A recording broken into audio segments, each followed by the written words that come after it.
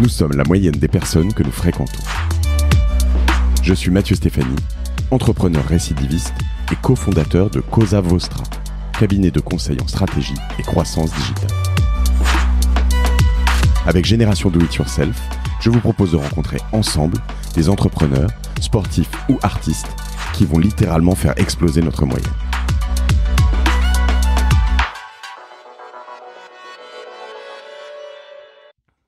Bonjour à tous, aujourd'hui j'ai un plaisir, j'espère partagé avec mon invité Jean-David Bénichou. Pourquoi un grand plaisir ? Parce que Jean-David m'a été recommandé pendant un épisode que vous avez peut-être écouté. Si vous ne l'avez pas écouté, écoutez-le parce que ce type est extraordinaire. Il s'appelle Fred Potter et il a fondé notamment Netatmo, WeThings, etc. Et quand un type qui a vendu quand même plusieurs boîtes en dizaines de millions d'euros me dit s'il y a un type qu'il faut que tu interroges, c'est Jean-David Bénichou. Derrière, je suis obligé d'interroger et de recevoir sur Génération Do It Yourself Jean-David Bénichou. Donc salut Jean-David. Salut Mathieu. Quel honneur te fait Fred, quand même. D'abord, merci de m'inviter, je suis très heureux de faire ta connaissance. Moi aussi. Et oui, Fred c'est un camarade, un vrai camarade, on se connaît depuis très longtemps, peut-être même 25 ans déjà. Ah oui. Ouais. Et on a eu la chance de se connaître chacun au début de nos parcours. Ok.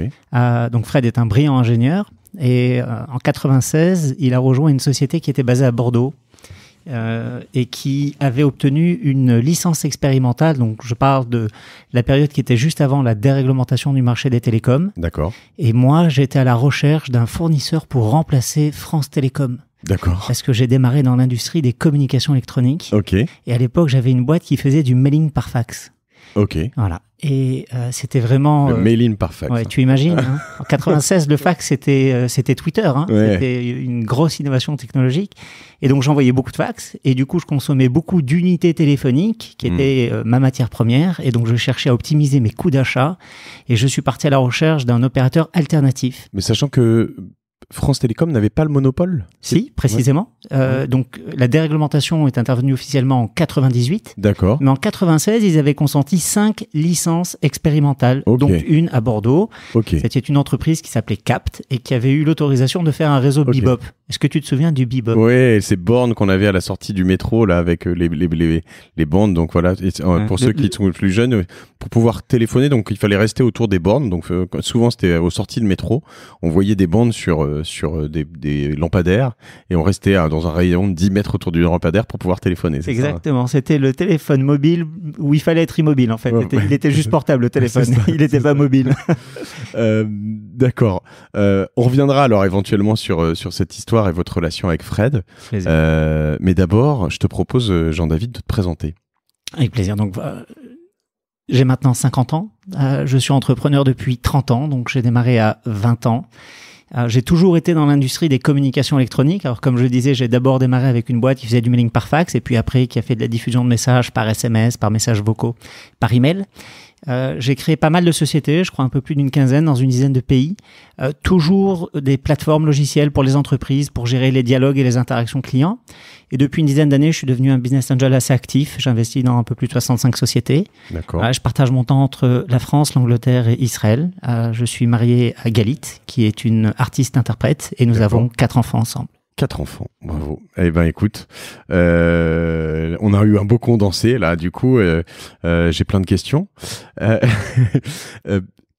T'as commencé à 20 ans. Oui. Donc déjà, tu viens d'où ? T'es parisien, toi ? Non, moi je suis du sud de la France. Donc, je suis né à Marseille. J'ai grandi dans un très joli village qui s'appelle Saint-Paul-de-Vence, dans les Alpes-Maritimes. Superbe, oui. Voilà, j'ai fait mes études à Cannes-sur-Mer. Je passais l'essentiel de mon temps à Nice. Et puis je suis arrivé à Paris quand j'avais 17 ans et demi. 18 ans et demi. Et j'ai fait une école de commerce qui s'appelle l'ISG. D'accord. Que tu as fini. L'ISG, c'est pas dans le 16e, ça, non ? Exactement. C'est une école, comme on disait. Oui, c'est avenue Victor Hugo. D'accord. C'était une école de fils à papa. D'accord. Et donc, je devais être un fils à papa. Et donc, j'ai fait l'ISG. D'accord, très bien. Pourquoi tu étais un fils à papa ? Non, écoute, je suis fils de médecin. Mon père est cardiologue. D'accord. Et voilà, donc j'aime bien dire que je suis fils à papa. Tu n'as pas grandi dans le besoin, mais tu as dû quand même t'arracher pour faire ce que tu as fait, j'imagine. En fait, j'ai pas grandi dans le besoin, mais il y a eu ce qu'on m'a très joliment décrit comme étant un infarctus du destin, parce que j'ai perdu ma mère quand j'avais 16 ans. Ma mère est décédée dans un accident de voiture, et donc la vie s'est un peu retournée brutalement. C'est une espèce de tremblement de terre, un séisme auquel on s'attendait pas du tout dans la famille, et du coup il y a eu beaucoup d'effets de bord, et il a fallu prendre des responsabilités très jeunes. C'est la raison pour laquelle j'ai entrepris en fait assez jeune. J'ai commencé à bosser, j'avais 19 ans. D'accord. Voilà. Mais parce que quand tu dis première entreprise à 20 ans, tu n'avais pas fini l'ISG ou Non. Non, d'accord, c'est ça. Non, j'étais toujours à l'ISG. D'accord. Écoute, non, c'est Vas-y, toujours tu commences. Non, tu parles du lien du décès de ta mère avec le début du travail. Pourquoi ? Parce que c'était finalement la fin du temps facile, c'était la fin des illusions. En fait, je suis rentré très tôt dans l'âge adulte, et parce que mon père s'est retrouvé dans une situation où ils avaient entrepris énormément de choses en étant deux forces vives. Il s'est retrouvé seul. Il avait la charge de mon frère et de moi, et il a fallu être rapidement en situation de responsabilité. Et donc, c'est ce que j'ai fait. D'accord. C'est quoi cette première entreprise, donc à tes 20 ans ? Alors, tu avais quitté du coup le nid familial, ton père et ton frère. Exactement. Et tu étais à Paris. Ouais. Et tu t'es lancé dans quoi du coup ? Alors, j'ai commencé par faire du négoce. J'ai acheté des téléphones, des fax et des répondeurs. Ok. Que j'achetais en Belgique et à Anvers et que je revendais à Paris. J'avais 4 clients. Alors, ça me rapportait pas beaucoup d'argent, mais le stock tournait vite. On est en quelle année là ? On est en 90-91. C'est assez fou, tu sais que... tu connais Fabrice Grinda ? Oui, bien sûr.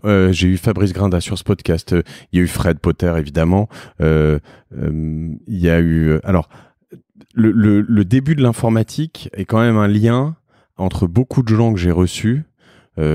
C'est toujours un truc auquel ils touchaient de près ou de loin, c'est-à-dire beaucoup qui ont monté des ordinateurs, acheté, revendu, acheté tout court, enfin tu vois, Jacques-Antoine Grandjean qui te raconte quand même qu'il s'achetait des fax à 40, 50 000 francs, 70 000 francs, il mettait 4 ans à le payer. Ouais, il achetait des matras. Et et du coup voilà, enfin c'est un lien quand même où tu sens tu sais, c'est un peu la découverte de ce nouveau monde, c'était c'est tellement old school pourtant, tu vois, c'est tellement pas du tout, mais low tech. Non, c'est pas low tech à l'époque, c'était high tech, hein, n'oublie pas, c'était des... Non, c'est ma perception que j'ai aujourd'hui. Non, mais c'était des boîtes que tu branchais sur une prise télécom, que tu branchais sur le courant et puis qui faisaient des choses merveilleuses, ça permettait d'envoyer des messages à distance. Non mais c'est vrai, c'est fantastique, mais tu vois, on a l'impression qu'on a le même âge, tu es extrêmement bien conservé, mais j'ai à peine 10 ans, enfin j'ai 10 ans de moins que toi, et pourtant, rien que ces 10 ans font que je n'ai jamais utilisé de fax. Mais c'est normal. Quand j'avais 20 ans et que je faisais du business, t'en avais 10. Ouais. Et quand t'arrivais 20 ans plus tard, il y a eu l'email. Ouais, c'est ça. Mais moi, quand j'ai commencé mon business avec le fax, j'avais des gens à côté de moi qui utilisaient des téléx. Ouais. Et moi, je sais même pas ce que c'est la différence entre un fax et un téléx. Donc, on va pas rentrer dans les détails techniques, mais il y a une vraie différence. Wikipédia. Du coup, et d'accord. Et donc, mais non, c'est drôle parce que c'est une sorte de fil où on sent que, alors, finalement, 10 ans plus tard, là, ça va paraître old school pour ceux qui ont 10 ans de moins que moi, mais j'ai pas mal de potes qui, quand moi je sortais d'école, faisaient du négoce et ont fait pas mal d'argent sur de l'ouverture de comptes de lignes téléphoniques, parce qu'en plus SFR, Orange, etc., comme ils étaient en pleine acquisition, ils payaient des trucs hallucinants. Tu payais des portables extrêmement chers à zéro pour t'abonner sur des trucs. Je raconte une anecdote. Ouais. Donc mon premier bureau était 88 boulevard Richard Lenoir. En fait, c'était pas un bureau, c'était un garage. D'accord. Et la personne qui me louait ce garage s'appelle Yves Bittan, toujours un copain, et il avait une chaîne de magasins qui s'appelait Campus Électronique. Ouais. Et Campus était un des gros revendeurs de téléphonie mobile, et donc il faisait du SFR. Donc à l'époque, il avait même commencé avec Radiocom 2000, du France Télécom, c'était pas encore Orange. Bouygues est venu bien plus tard. Et effectivement, tous ces opérateurs-là avaient opté pour un modèle de vente indirecte. Et donc tu gagnais rapidement beaucoup d'argent parce que c'était l'époque de l'équipement. Je sais pas si tu te souviens de ces premiers téléphones, les Motorola avec la banane et tout ça. Voilà. Non, mais c'était fantastique. Moi, j'ai démarré littéralement à côté de cette activité. Les forfaits soirée week-end, les trucs, putain, mon Dieu. Pardon. Et donc là-dessus, tu achetais, tu vendais. Donc, t'achetais en Belgique, tu vendais en France. Exact.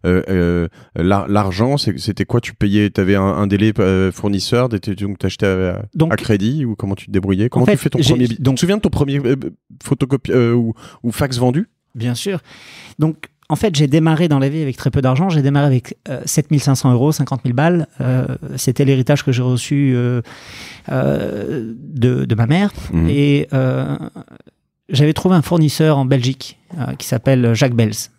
Et donc j'ai été le voir, j'ai dit écoutez, j'aimerais faire du négoce, voilà, j'ai quelques clients, mais j'ai pas d'argent et donc j'ai besoin de crédit. Il m'a dit comment tu t'appelles? J'ai dit Benichou. Il m'a dit écoute, sur ton nom, je te donne 60 jours, mais ne trahis jamais ton nom.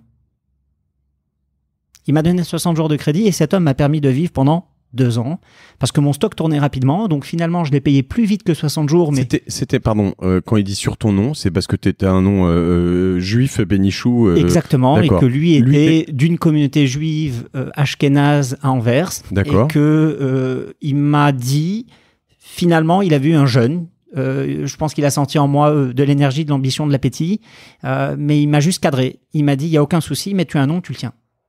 Et je me suis toujours évertué depuis. Alors, je vais pas dire que c'est lui qui m'a enseigné ça, parce que je l'avais aussi évidemment reçu de mon éducation personnelle, mais lui particulièrement a souligné cet aspect fondamental que on a un nom, on tient. Il y a une question d'honneur qui est très prégnante chez les juifs, chez les latins aussi, chez les... Le crédit, le crédit, confiance, qui sont deux concepts jumeaux, et qu'on ne peut pas manquer à sa parole, on ne peut pas se soustraire à ses obligations, et que quand on prend un engagement, on le tient. La parole, c'est ce que tu dis, hein, on en parlait avec Jacques-Antoine Granjon, mais quelque chose d'important dans nos communautés, et moins dans les cultures anglo-saxonnes, où on est beaucoup plus sur le contrat et l'écrit.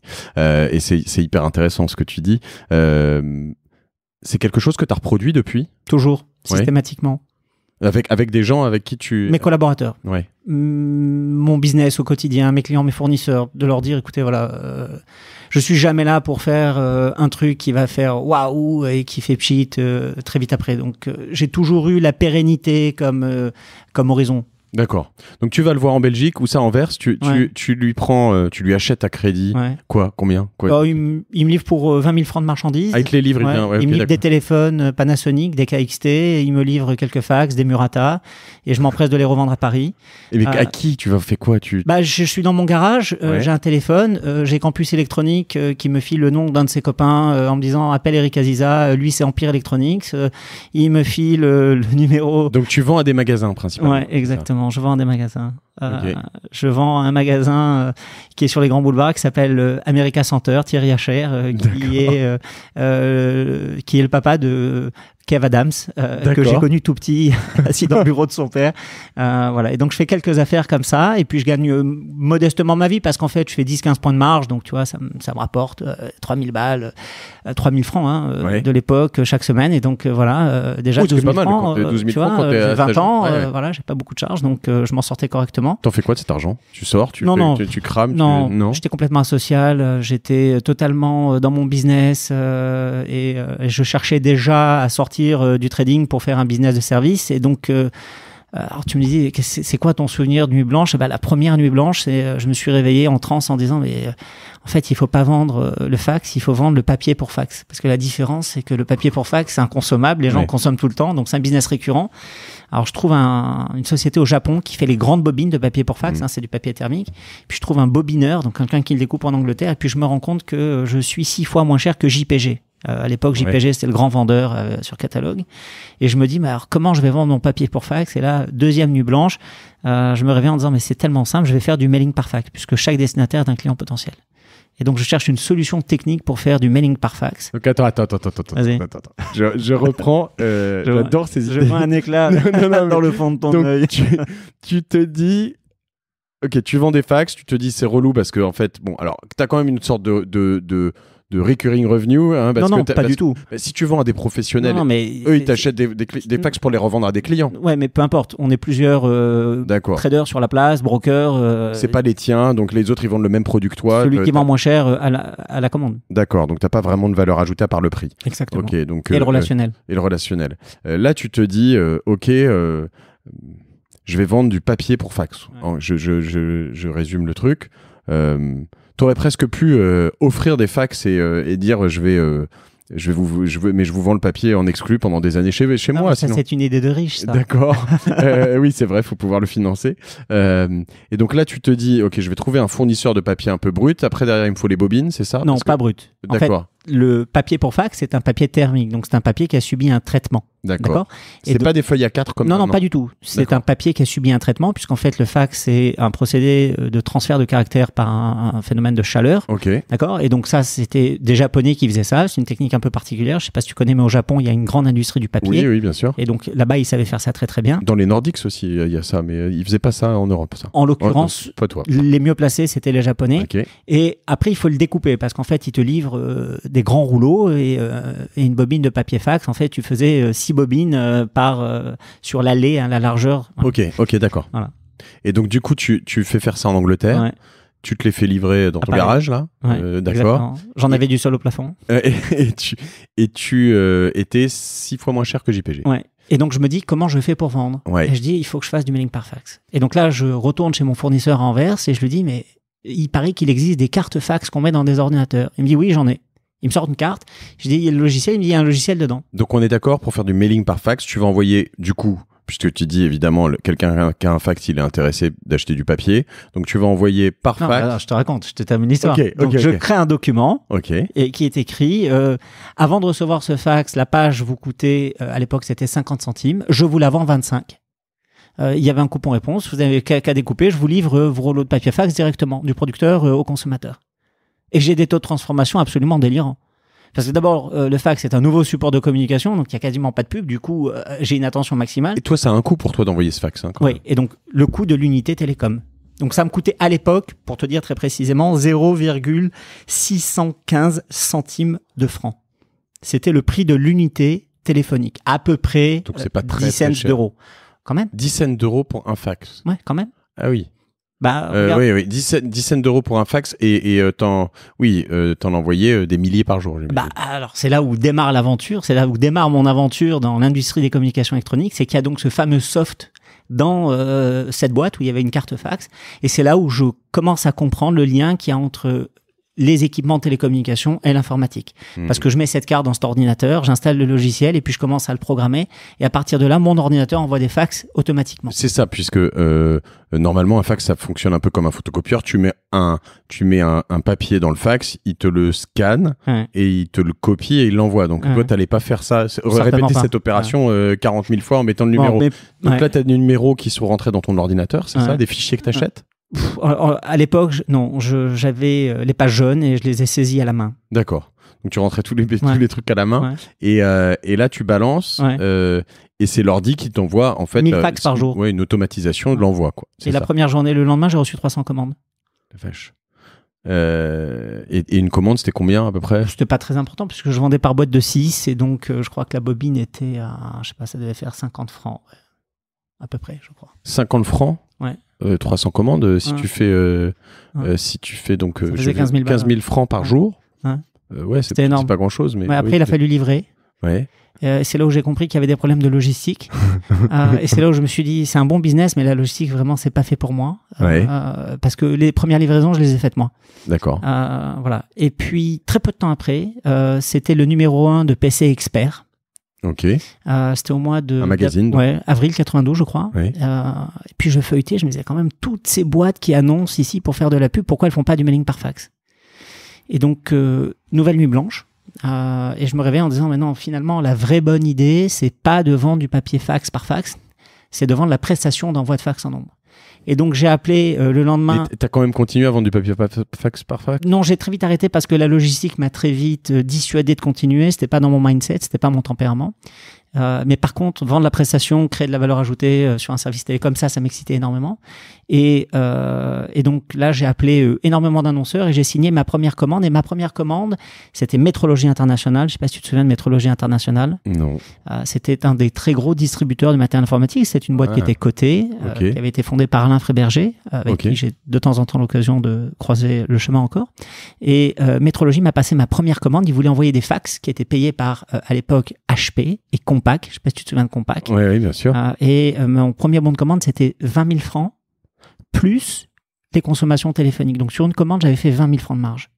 Pas mal. Et donc j'ai décidé une fois pour toutes de me consacrer exclusivement au service télécom à valeur ajoutée. Donc, tu as fait de la pub, hein. En fait, c'est de la pub, ça.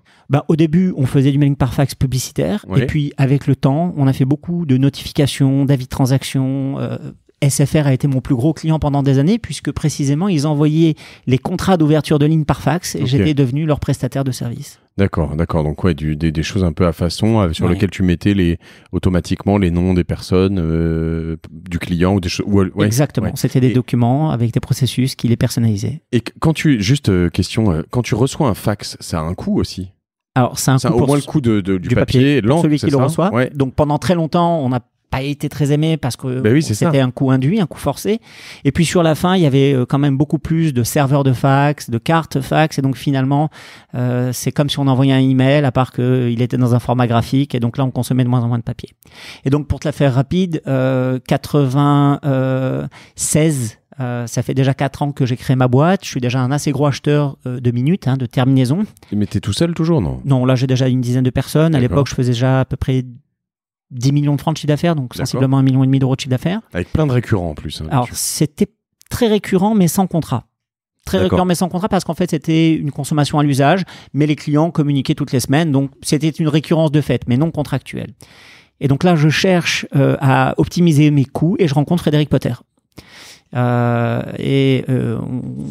vérifie que réglementairement c'est possible, ça l'est, et à ce moment-là je connecte mes systèmes derrière ces autocoms à Bordeaux et là je commence à envoyer beaucoup de fax à un prix bien plus compétitif, je gagne beaucoup d'argent et je réinvestis l'intégralité de mon gain dans une vraie plateforme qu'on appelait à l'époque, c'est vachement genre, c'est Carrier Grade, et donc j'ai une vraie plateforme Carrier Grade qui à partir de 98 me permet de prendre le marché Dassault, et donc là je commence à avoir des capacités assez importantes. Dassault de l'entreprise Dassault. Non, le marché Dassault. D'accord, le marché Dassault. D'accord.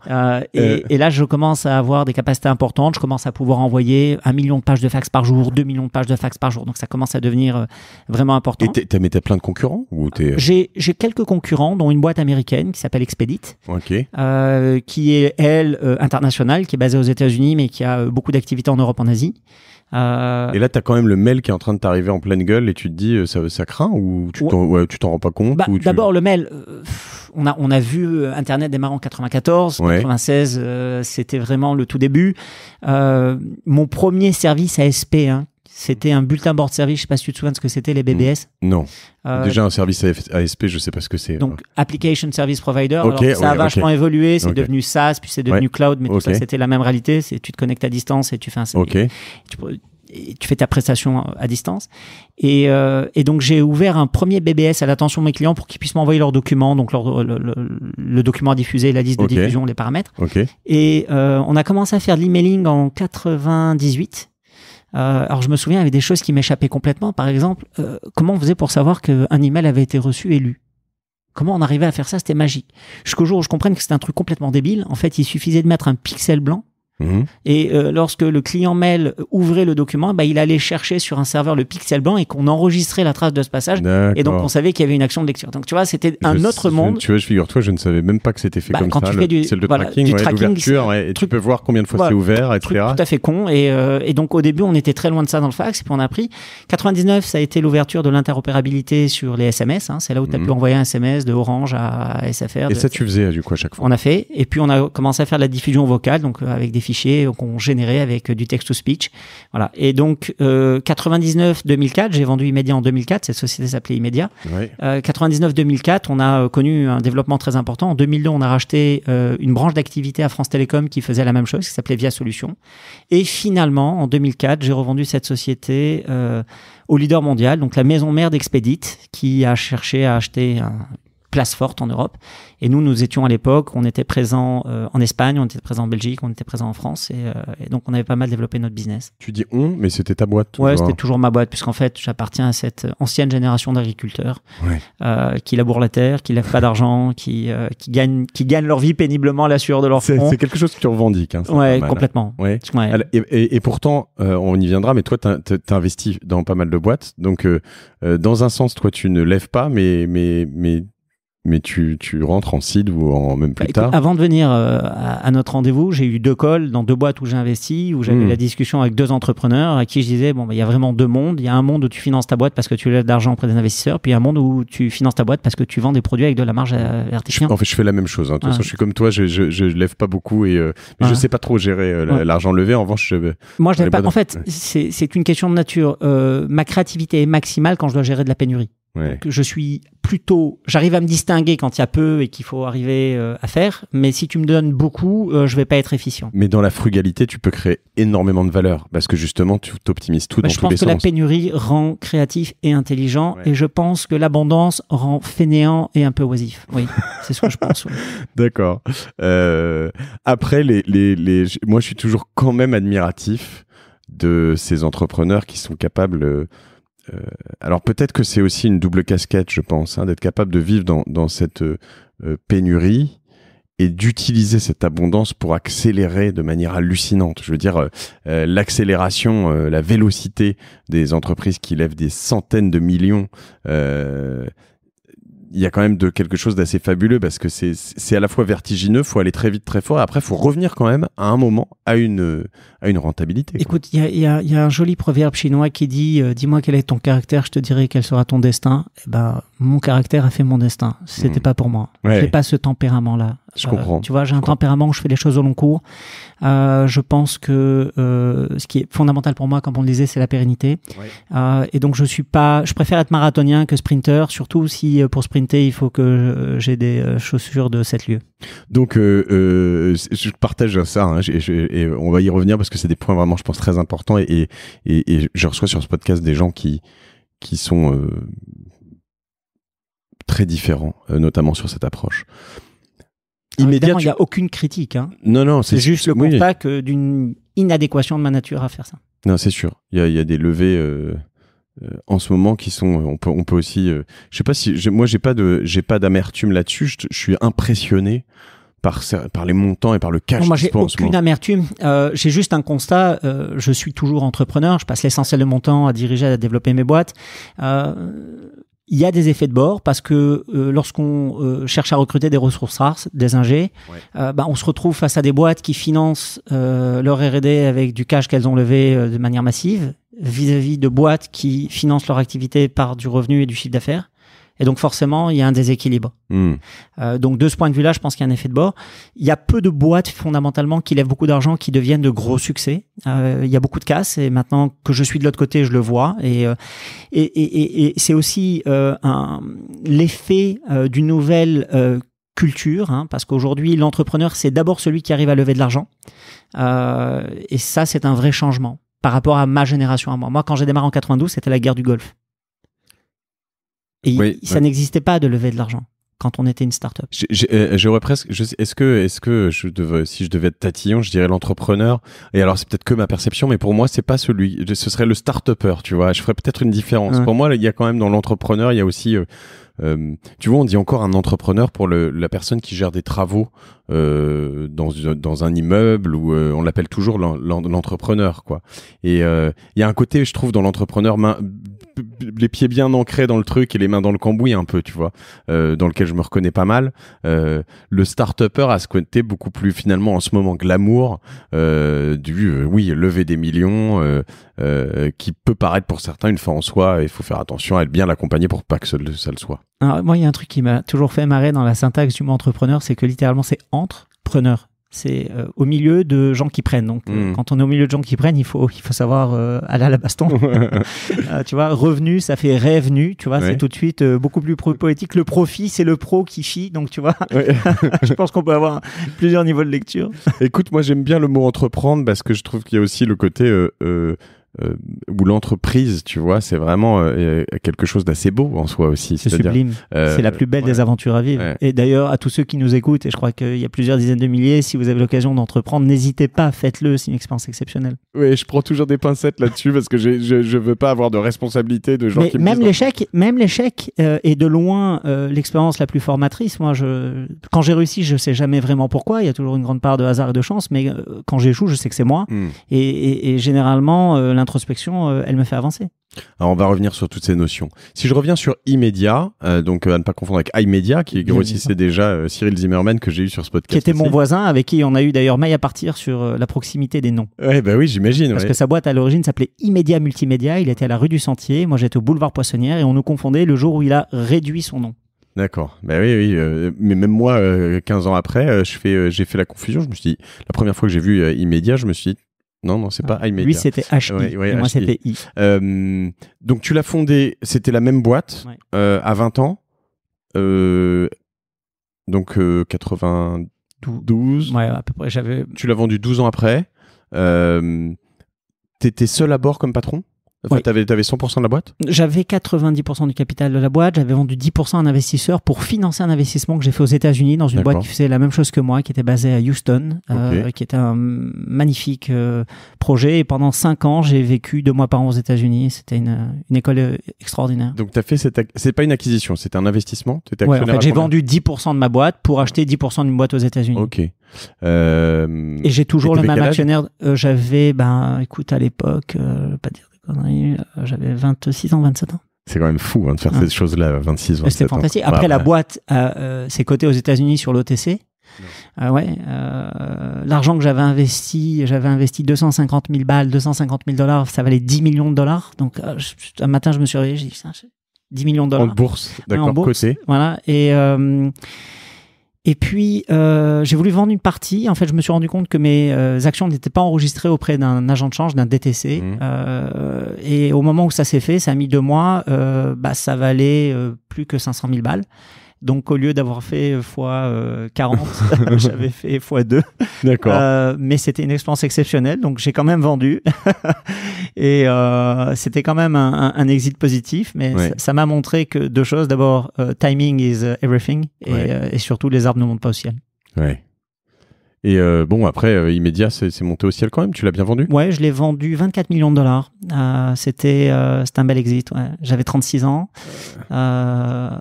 Ouais, ça a été une période même difficile à vivre parce que j'avais une espèce de phobie. Moi, j'adorais le cash flow, je détestais le cash. Et donc, de passer d'une situation où je faisais X centaines de cas de cash flow par mois à une situation où je bouffais X dizaines de cas par mois, ça m'a créé beaucoup de stress. Donc, quand tu dis cash flow versus cash, c'est que t'aimes rentrer de l'argent, mais pas... Non, j'aime opérer une activité qui génère du cash flow, c'est-à-dire qui est profitable, et je vis la situation du rentier comme une espèce de mort imminente. J'ai vécu la même chose à une toute moindre mesure, hein, mais quand j'ai quitté ma première boîte, et j'ai malheureusement pas fait autant d'argent, mais tu peux pas dire malheureusement. Non, très bien. Non, mais sur j'étais en face de moi, t'es très heureux. Oui, ça va. Le regard qui pétille. Ça va. Non. Mais j'ai vécu la même angoisse dans cette mesure, mais en fait, des premiers mois où tu dépenses et en effet, tu génères rien et tu Moi, je suis fondamentalement un entrepreneur. Je suis fondamentalement quelqu'un qui ne vit que parce que j'ai des idées et que je tente de les réaliser. J'ai envie de te checker, je te check, tu vois. Mais tu vois, et donc, c'est mon mindset. Et j'ai fait ça toute ma vie et je continue de le faire. Et ça m'arrive encore maintenant de créer des boîtes parce que j'ai une idée et que je veux y aller et que j'ai envie de prendre le risque parce que je le sens. Voilà. Et donc, quand j'ai vendu Immedia, j'avais déjà une autre activité que j'avais démarrée. Donc, j'ai vendu un lundi matin. J'ai encaissé le cash à midi. J'ai eu la confirmation à 14h. J'ai donné les clés littéralement à 14h30 et à 15h, j'étais dans mes nouveaux bureaux et je ne me suis pas arrêté. T'as pas continué? Non. Ça faisait partie de la transaction, non. Puisqu'ils avaient un DG. Ils avaient un DG que je connaissais bien, qui a pris ma suite. Et donc, ils n'avaient pas besoin, toi, il n'y avait pas besoin. J'avais 70 personnes, il y avait déjà une équipe. C'est un truc que j'ai beaucoup aimé chez Fred, hein, c'est qu'il a défendu, il le défendait sur Netatmo, mais aussi sur ses précédentes boîtes. Et ça, je trouve que c'est une responsabilité. Tu vois, tu parlais aussi des entrepreneurs, mais qu'on a tous, pour ceux qui nous écoutent, quand on vend une boîte, si la boîte qui rachète a besoin des founders, je vois plein de scénarios possibles. Il y a des gens qui ont, par exemple, des gros earn-out si jamais il reste 2 ans ou 3 ans, puis qui claquent la porte au bout de 2 mois parce qu'ils s'emmerdent. Il y a des gens qui n'ont pas d'earn-out et qui claquent la porte alors que le deal c'était qu'ils restent et qui s'en foutent. Et quand même, lui, il dit à un moment, en fait, je dois accompagner, j'ai une responsabilité vis-à-vis de la personne qui a acheté la boîte, j'ai une responsabilité vis-à-vis des employés, vis-à-vis de plein de monde, enfin plein d'un écosystème, et aussi vis-à-vis des autres entrepreneurs qui vont se faire racheter une boîte, pour dire que racheter une boîte c'est une bonne chose, qu'il y ait des acquisitions c'est une bonne chose, et qu'on se dise pas à chaque fois que je rachète une start-up, en fait, je me fais planter et c'est débile, il faut plus en acheter. Et j'aime beaucoup cette démarche. Oui, Fred a vendu des grosses boîtes. Pas quand il a vendu, c'était gros. WeThings, quand il est sorti, ça avait déjà une certaine taille. Netatmo, c'est assez gros. Voilà. Dans mon cas, j'ai vendu à un concurrent qui avait déjà un staff et c'était une condition fondamentale et déterminante de la vente pour moi, c'est que je vendais si j'étais libéré instantanément. Ce qui, du reste, a arrangé mon successeur. Très bien. Donc, c'était plutôt... Et toi, t'as enchaîné directement. Tu t'es même pas. Pourquoi tu te prends pas t'étais papa déjà du coup. Ouais. Pourquoi tu te prends pas, je sais pas, 6 mois de vacances Parce que l'inertie, l'énergie qu'il faut engager pour remettre encore en mouvement est énorme. Et parce que voilà, j'ai cette vibration au fond de moi et que je voulais absolument pas m'arrêter. Pardon, vas-y, j'ai plein d'autres questions. Ouais, non, continue. Je me suis interrompu parce que j'ai vu que tu avais une inspiration. Vas-y, fini. Voilà. Et donc, je voulais absolument pas m'interrompre. Je voulais garder cette dynamique, je voulais garder cette vitesse. Quand tu gagnes autant d'argent à 36 ans, donc c'est pas hyper jeune, mais enfin c'est quand même bien. Non, enfin c'est très très bien. Je veux dire, mais je veux dire, déjà, t'as vécu dans la frugalité avant ou tu gagnais déjà bien et t'étais... Non, écoute, comme je t'ai dit, suite au décès de ma mère, notre environnement a changé et donc je m'étais déjà mis en situation de responsabilité pour prendre à ma charge un certain nombre de responsabilités. Donc je vivais très correctement, mais j'avais pas de patrimoine. J'étais pas propriétaire de mon appart, j'avais pas beaucoup d'argent à la banque, j'avais pas de plan d'épargne logement, j'avais rien en fait. Ouais. J'avais beaucoup de trésors sur la boîte, mais à titre perso, j'avais rien. C'est souvent le cas de beaucoup d'entrepreneurs. Si tu l'as planté, t'avais plus rien, t'étais à poil. J'avais plus rien, j'étais complètement à poil. Et d'ailleurs, j'ai failli planter la boîte en 2002 parce qu'il y a une réglementation en France qui était la transposition d'une directive européenne qui a voulu interdire les activités de diffusion en masse de messages par voie électronique. Et quand j'ai vendu et que je me suis retrouvé à la tête de Cash, donc la première des choses que j'ai faites, c'est que j'ai payé l'impôt. Pourquoi je le dis? Parce qu'à l'époque, tous mes conseillers me disaient mais non, monsieur Bénichou, expatriez-vous, allez en Belgique, c'est tellement près. C'était une des questions que j'avais. T'étais fiscalisé en France. Donc. Ouais. Et donc je suis resté. Combien d'impôts? J'ai payé un peu plus de 3 millions d'euros. D'accord. Il y avait une partie des titres qui était sur une holding, il y avait une partie des titres que je détenais, donc j'ai payé mon impôt. Non, c'est pas bien. C'est bien de payer ses impôts, non? C'est fondamental. Et puis, en vérité, je n'ai jamais voulu faire de choix de vie qui engageait ma famille, c'est-à-dire mon équilibre, mon bien-être, pour des raisons et des considérations financières. Oui, voilà. Aller partir 5 ans à Donc la France est un pays extraordinaire. Ouais. La France est un pays unique, auquel je suis viscéralement attaché. Et je trouve parfaitement normal non seulement de s'acquitter de ses impôts, mais en plus de payer quand on réussit. Je trouve que c'est fondamental, d'abord parce que c'est une fierté, et ensuite parce que c'est un pays qui a besoin de ressources, c'est un pays qui a besoin d'entrepreneurs, c'est un mot français, et donc oui, je pense que quand on a cette chance et qu'on peut rester et vivre ici à Paris, comme je te le disais, j'ai la chance de vivre sur 3 pays, je passe mon temps entre la France, entre l'Angleterre et Israël, et j'ai pas du tout envie de quitter la France. La France est un pays extraordinaire. Je partage tout à fait cette vision de l'impôt. Ça fait quoi, au-delà de ça, du coup, quand ça t'arrive, je sais que généralement tu négocies sur longtemps. T'es accompagné d'ailleurs quand t'as négocié, t'as une banque d'affaires ou quelqu'un qui t'a accompagné ou t'as vendu? Non, j'avais un cabinet d'avocats. D'accord. Donc toi, finalement, t'as rien d'interrompu, donc ça t'a rien fait, c'est-à-dire que t'as vu l'argent sur ton compte, tu t'es dit où il y a quand même un truc, c'est vertigineux, ça change plein de choses. Ouais. Ça change plein de choses. D'abord parce que quand l'information est publique, ça change le regard des autres. Si tu veux, on est quand même dans une société où la réussite se mesure par la taille du patrimoine. Avant, j'étais à la tête d'une entreprise, les gens me disaient bravo, t'es un entrepreneur, etc. Et puis quand je suis devenu liquide, les gens m'ont dit t'es riche. Et donc il y avait un changement. Je suis passé du statut d'entrepreneur au statut de riche. Qu'on confond parfois, mais ce qui n'est pas du tout...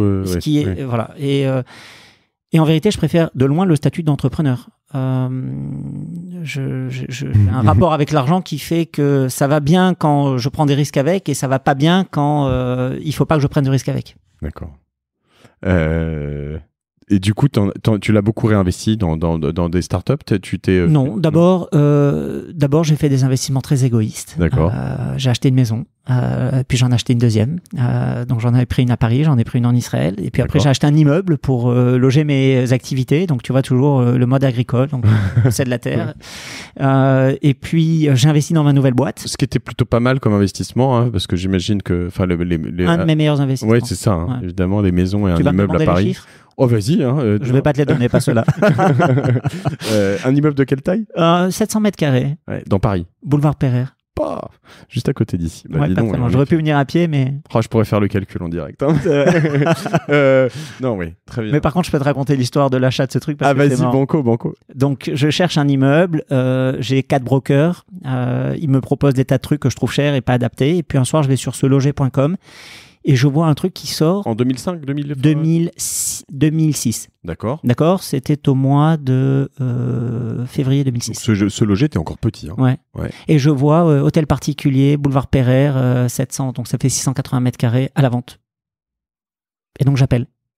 Je dis, est-ce que je peux visiter? Elle me dit oui, donc j'arrive. Le truc était fermé avec les systèmes anti-effraction pour pas qu'il y ait un squat. Je visite, idéal pour moi. Jardin, tout ça. Belle petite cour, 5 étages, des plateaux de 90 mètres carrés, traversant, idéal. Et je dis, bon, ben, ça m'intéresse. Elle me dit, est-ce que vous avez l'argent? Je dis, je peux vous produire une lettre de confort d'une banque? Oui, ça me va. Et je dis, je voudrais rencontrer les propriétaires. Alors, je m'assois et puis je rencontre 2 personnes. Je ne vais pas citer leur nom pour pas les embarrasser. Et je comprends qu'ils ont acheté l'immeuble depuis 30 ans et qu'ils sont associés, qu'ils sont amis, etc. Et je comprends que l'immeuble est sur le marché depuis 3 ans et qu'il ne se vend pas. Alors, il y a quelque chose qui ne va pas parce que l'immeuble est vraiment sans défaut. Et puis, j'ai une petite illumination que s'il ne se vend pas, c'est parce qu'ils se regardent en chaîne de faïence pour savoir qui va racheter l'autre. Et donc, je leur dis au milieu de la réunion, je leur dis, écoutez, messieurs, j'ai une bonne nouvelle pour vous. Vous allez rester amis pendant encore 30 ans. Ils se mettent à rire, ils disent pourquoi? Ils disent parce qu'il n'y a aucun de vous qui va racheter l'autre. Ça suffit d'attendre de savoir qui va racheter l'autre. Vous allez tous les deux me vendre l'immeuble avant parce que j'en ai besoin et je vais créer une belle histoire d'entrepreneur à cet endroit. Ils se sont regardés, ils ont souri et ils m'ont dit l'immeuble est à vous. Et donc, je l'ai acheté comme ça. Après, les brokers sont venus me voir en me disant, Monsieur Bénichou, on a trouvé un truc pour vous. J'ai dit, non, c'est fait, j'ai traité au 152 boulevard Pereire. On dit, c'est impossible, il ne sera jamais vendu. Parce que les vendeurs ont dit non à toutes les propositions. J'ai dit, ouais, j'ai peut-être eu un peu de chance. Ouais. Donc, c'est une jolie histoire. Ouais, c'est très bien. Et du coup, c'est un immeuble que tu as depuis une quinzaine d'années, du coup, maintenant. Un peu moins. Que tu as refait entièrement. Que j'ai réaménagé. Voilà, là, je suis en train de déposer un permis de construire pour l'agrandir parce que j'ai une réserve foncière. D'accord. Et donc, et là-bas, j'ai fait un data center. J'ai 6 fibres optiques qui arrivent. Donc, ouais, c'est un truc qu'on a. C'est une belle aventure, l'immobilier. C'est une belle aventure. Aussi. Ouais. Mais c'est pas celle qui m'a le plus excité. Et c'est vraiment pas celle où j'ai fait autant que j'aurais dû faire fondamentalement. Là, pour le coup, j'ai été un peu fainéant en immobilier. D'accord. Et pour tous ceux qui nous écoutent, ne soyez pas fainéants en immobilier, investissez, bénéficiez de votre effet de levier. Alors, c'est vrai qu'aujourd'hui, les taux sont très bas, les prix sont très hauts, mais finalement, l'immobilier, c'est quand même très sécure.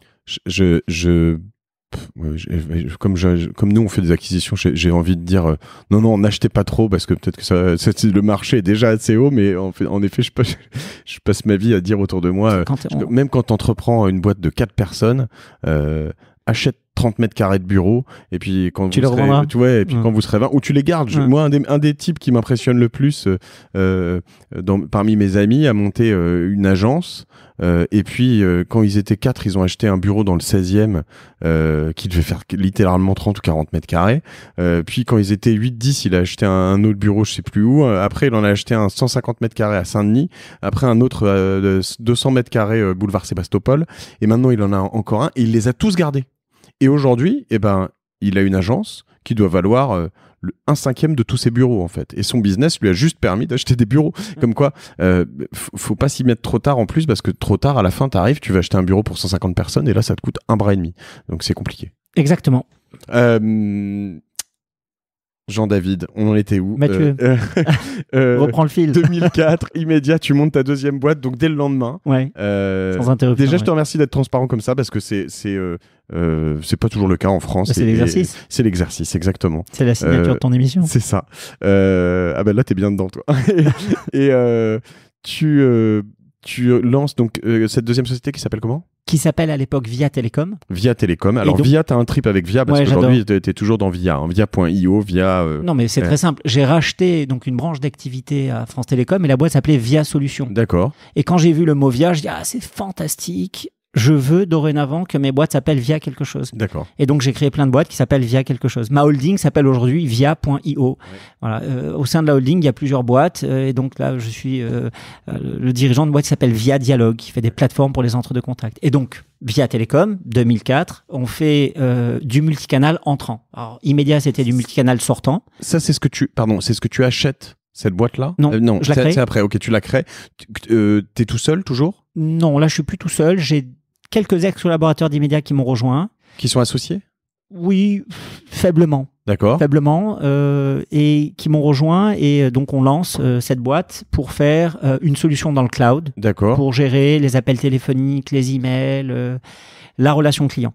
D'accord. Et donc là, c'est plus du marketing, c'est plus des outils pour faire du marketing digital sortant, c'est des outils pour la relation client. Donc c'est plus du push, c'est du pull. Hein. Donc ouais. tu vas recevoir beaucoup de sollicitations par différents canaux et toi tu gères ça, c'est ça? Exactement. Comme un CRM un peu? Non, c'est du CIM, c'est proche. Donc le CRM, c'est le Customer Relationship Management, c'est la data, et donc c'est le Customer Interaction Management, c'est l'interaction.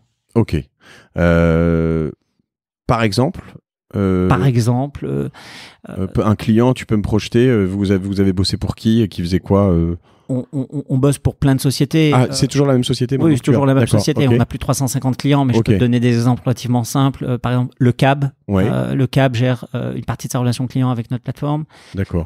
Donc, quand quelqu'un se plaint d'un truc ou non, qui a besoin de faire une réservation par téléphone. Ok, très bien. Sans passer par l'application. Donc, vous gérez toute l'infrastructure, mais pas le call center? Justement, on fournit la solution aux personnes qui travaillent dans les centres de contact. D'accord.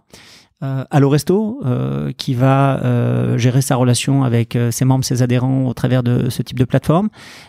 Et puis des choses qui sont beaucoup moins évidentes, par exemple RIVP, qui est la régie immobilière de la ville de Paris, qui va gérer toute sa relation avec ses locataires au travers de ce système-là. Sodexo, qui va nous confier la responsabilité de gérer ses flux d'appels à destination de ses agents de réservation. Donc, on a beaucoup d'exemples comme ça de sociétés qui cherchent une solution pour gérer les flux entrants. Donc, par exemple, j'appelle, je sais pas moi, le CAB.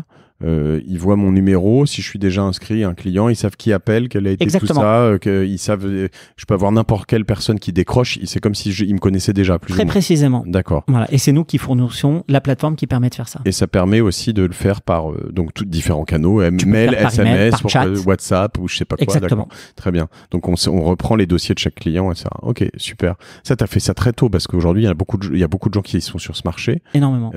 Salesforce indirectement et un peu là-dessus.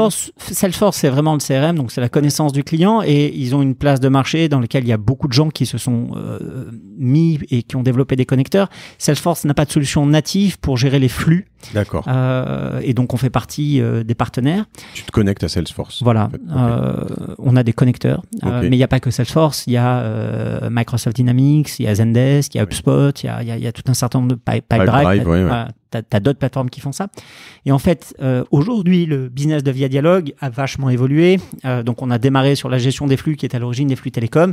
Et aujourd'hui, on est très actif dans l'automatisation des dialogues clients et donc dans la capacité à fournir des solutions pour répondre automatiquement par téléphone, répondre automatiquement aux emails, répondre automatiquement aux sessions de chat. Et donc, on a aujourd'hui une plateforme qui est omnicanal et qui permet de faire l'hybridation de la relation client. On est dans vraiment l'intelligence artificielle. C'est le cœur aujourd'hui de notre stack techno. Parce que donc pour reformuler ce que tu me dis, tu me dis si j'ai bien compris, je vais dialoguer par exemple avec les gens qui vont solliciter le CAB ou Sodexo peut-être. Enfin voilà, ils ont pour un tronc commun peut-être 80% des gens. Toujours les mêmes questions qui sont les mêmes, qui nécessitent les mêmes réponses. Alors c'est pas 80, mais il se trouve qu'on peut automatiser un appel sur 5, donc c'est plutôt 20%. D'accord. Ça c'est pour les appels téléphoniques, mais maintenant dans les échanges écrits, on peut automatiser un échange sur 2, donc ce qui est assez important. Et attends, comment tu automatises un appel téléphonique? C'est par un choix sur des touches ou t'as un opérateur qui te parle? Donc on a démarré avec du DTMF, le choix sur les touches. Non, aujourd'hui on fait du guidage en langage naturel, donc la personne exprime avec des mots ce qu'elle veut et à partir de là tu as des logiciels qui vont d'abord faire la reconnaissance de la parole et puis qui vont faire du traitement naturel du langage et qui vont aller interroger des moteurs de dialogue pour fournir une réponse adaptée, contextualisée. Donc, à l'oral? À l'oral, bien sûr. Donc tu parles à une machine. Et la machine te répond, mais c'est ce que tu fais avec Siri, c'est ce que tu fais avec Google Now, c'est ce que tu fais avec ton enceinte Amazon. Il y a plus d'1 milliard de devices aujourd'hui qui sont équipés d'interfaces vocales. C'est colossal. Le commerce vocal connaît un essor faramineux. Non, mais arrête, je t'arrête tout de suite. La voix, j'y crois pas, moi. C'est pour ça que je fais des podcasts. Voilà. C'est fantastique. Et du coup, ça, c'est en plus une boîte que tu as créée très loin de tout ça. Enfin, je veux dire, non, mais je veux dire. C'est un long parcours. C'est une boîte qui a 15 ans, et donc c'est une boîte qui a évolué, qui a connu plusieurs mutations. Il y a 1 an, on a racheté une techno d'un spin-off de France Télécom qui s'appelait Télisma. On a racheté un moteur de reconnaissance qui s'appelle Telespeech, et donc on a ouvert un lab à Lannion. Où on a des équipes. T'as une connexion au service M&A ou vente chez France Télécom pour leur racheter des boîtes comme ça, là, parce que. Écoute, là, ça faisait longtemps qu'ils étaient sortis du giron de France Télécom. C'est une boîte qui a connu 3 propriétaires différents et qu'on a racheté tout à fait à la fin de son parcours, mais une techno qui est extrêmement performante. Et aujourd'hui, on est plutôt bien identifié en France comme un acteur global pour fournir des solutions d'automatisation de la relation client. T'as racheté combien de boîtes ? J'ai racheté 6-7 boîtes. J'ai fait beaucoup plus d'investissements que de rachats. J'en ai cédé 3. Je suis plus créateur au long terme qu'acquéreur. Et quand je rachète, c'est généralement dans des conditions de distress. Donc, ça m'est arrivé de racheter des actifs à la barre du tribunal de commerce. D'accord. Et rarement de racheter des boîtes qui cartonnent, qui sont vendues par des financiers avec des méthodes de valorisation de banquiers. Et racheter une boîte de... Ça, c'est un truc qui, tu vois, là, je sais pas que je te rejoins pas, c'est plus qui m'effraie. Des conditions de distress, comme tu dis, ça doit être quand même assez dur parce que t'achètes quoi, une techno, les gens, ils sont traumatisés. Non, regarde, dans mon groupe, j'ai une autre société qui s'appelle Engage, A-N-G-A-G-E, qui fournit des solutions pour la digitalisation du travail en ligne et sur site, d'accord. Donc c'est par exemple des apps pour des événements, c'est par exemple des boîtiers de vote pour des assemblées générales, c'est par exemple des services de travail collaboratif comme de la conférence téléphonique, comme du partage d'écran à distance. Et on a acheté une boîte qui avait 20 ans d'existence, qui a connu un incident de parcours, qui avait 7 filiales dans le monde, qui avait une vingtaine de collaborateurs, et ça s'est très bien passé. En vérité, des boîtes qui ont des incidents de parcours, ça arrive. Alors évidemment, elles sont un peu traumatisées, mais ça ne veut pas dire qu'elles sont non plus mortes et qu'il faut les enterrer. Et comment tu les trouves ? J'ai une équipe qui source les dossiers pour moi. D'accord. Voilà. En interne ? Non, j'ai 3 avocats avec qui je bosse et chacun m'envoie régulièrement les publications d'avis. Tu me fileras leurs adresses ? Bien sûr. Non, je trouve que c'est très difficile de sourcer des boîtes et il faut des gens créatifs aussi pour ça. Il faut des gens bien introduits et il faut des gens compétents. Il y a malheureusement beaucoup d'entreprises qui connaissent des défaillances. Nous, on s'intéresse exclusivement aux boîtes qui sont soit en procédure de sauvegarde, soit en redressement judiciaire. On ne s'intéresse pas aux liquidations judiciaires. Et on ne regarde que des boîtes qui sont dans nos domaines de compétences, c'est-à-dire du service aux entreprises à base de tech. Et leurs intérêts, donc pour tes sourceurs, tes avocats, c'est qu'ils prennent une commission sur le rachat, j'imagine ? C'est que ça devient mes conseils lorsqu'on postule pour s'intéresser à ces dossiers. Ok, hyper intéressant, hyper intéressant. Je pourrais faire un épisode entier sur le rachat de boîte parce que c'est un truc qui me titille un petit peu. Donc, Via Dialogue, c'est ta deuxième grosse aventure entrepreneuriale. Celle-là, elle est evergreen, tu la vendras jamais ? Non, rien n'est evergreen. Je suis pas né avec ces boîtes, j'entends pas les transmettre à mes enfants et tout est à vendre. D'accord. Voilà. Et rien n'est à vendre, tout est à vendre, rien n'est à vendre. D'accord. Vous êtes combien maintenant ? On est 45 collaborateurs. D'accord. Je pense qu'on est au début d'un run très intéressant et je suis à nouveau très enthousiaste. Je me sens maintenant à 50 ans dans la même situation que je me sentais à 25 quand on voyait cette vague se former et qu'on savait qu'on allait faire un ride de folie. Et donc là, je vois qu'il y a un ride exceptionnel qui se profile devant nous. On est au bon endroit, au bon moment avec la bonne techno et donc je pense que ça va être très intéressant. Quand j'entends je suis à nouveau très enthousiaste, je lis entre les lignes qu'entre 2004 et 2019, il y a un moment où tu l'as plus été ? Oui, bien sûr. C'est comme la météo, il fait jamais tout le temps beau. Voilà. Donc oui, bien sûr, il y a eu des moments d'interrogation, de doute, parfois de désarroi, parfois de perte de motivation. Ça se voyait autour de toi ? Bien sûr. Tu en parles ? Comment ça se passe ? Parce que le rôle qu'on a d'entrepreneur, il est quand même d'être... Peut-être quoi ? Le fucking moteur de ce truc-là. Ce que je veux dire, c'est que tu vois, en ce moment, moi, je suis hyper enthousiaste. Je te donne ma vision, d'accord ? D'abord, un entrepreneur, c'est pas Superman, c'est pas un super-héros. C'est quelqu'un qui a en lui une capacité particulière, qui est la fulgurance, qui est la capacité à concentrer à un instant précis une très grande quantité d'énergie pour mettre quelque chose en mouvement. C'est quelqu'un qui a une véritable appétence pour le risque. C'est quelqu'un qui a un besoin de liberté. C'est quelqu'un qui a un besoin d'accomplissement très important. Mais ça reste un être humain, je veux dire, aussi fragile, aussi faible, si ce n'est que il a une très forte résilience et que ça lui fait pas peur de traverser des moments difficiles. Je pense que la meilleure qualité de l'entrepreneur, c'est quelque part l'absence d'anxiété. C'est le fait de pouvoir dormir, cohabiter avec le risque sans en être malade. Et une fois que tu es dans cet état d'esprit-là, eh bien le risque, tu le vois comme un tremplin, tu le vois comme un accélérateur, puisque nécessairement, c'est parce que tu côtoies le risque que tu as une possibilité de réussite. J'adore cette discussion avec toi, Jean-David. Non, je partage plein de choses dans ce que tu dis. Je reviendrai juste après sur ce que je disais avant. J'aime beaucoup cette appétence pour le risque et la non-anxiété entre guillemets, parce que j'ai des gens autour de moi notamment pour certains très anxieux, et c'est vraiment un truc très récent là. Je te parle de ces derniers jours où j'analysais un peu ça en me disant mais c'est marrant parce que quand ils ont coché une case, tu vois, je sais pas, quitter un job, en trouver un nouveau, acheter, enfin, ils cherchent toujours la prochaine anxiété qu'ils vont pouvoir avoir, tu vois. Il faut toujours, leur moteur est cette anxiété, en fait. Et je me disais, mais c'est bizarre quand même. Et en fait, je me suis rendu compte, en ce qui me concerne, que j'avais exactement le même moteur, sauf que je cherchais le prochain problème ou la prochaine aventure ou le prochain truc à résoudre. Parce qu'en fait, on passe notre vie à se coller des problèmes et des choses à résoudre. C'est comme ça qu'il m'appelle au bureau. Il m'appelle le CPO, le Chief Problem Solver.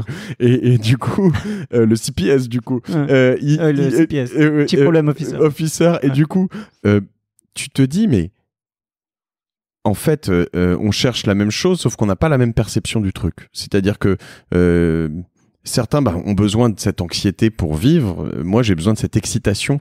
Mais au final... C'est la même chose qu'on cherche, c'est-à-dire que quand il n'y a plus de problème ou plus rien à résoudre, peu importe la manière dont tu l'appréhendes, il n'y a plus rien en fait, c'est le néant, non?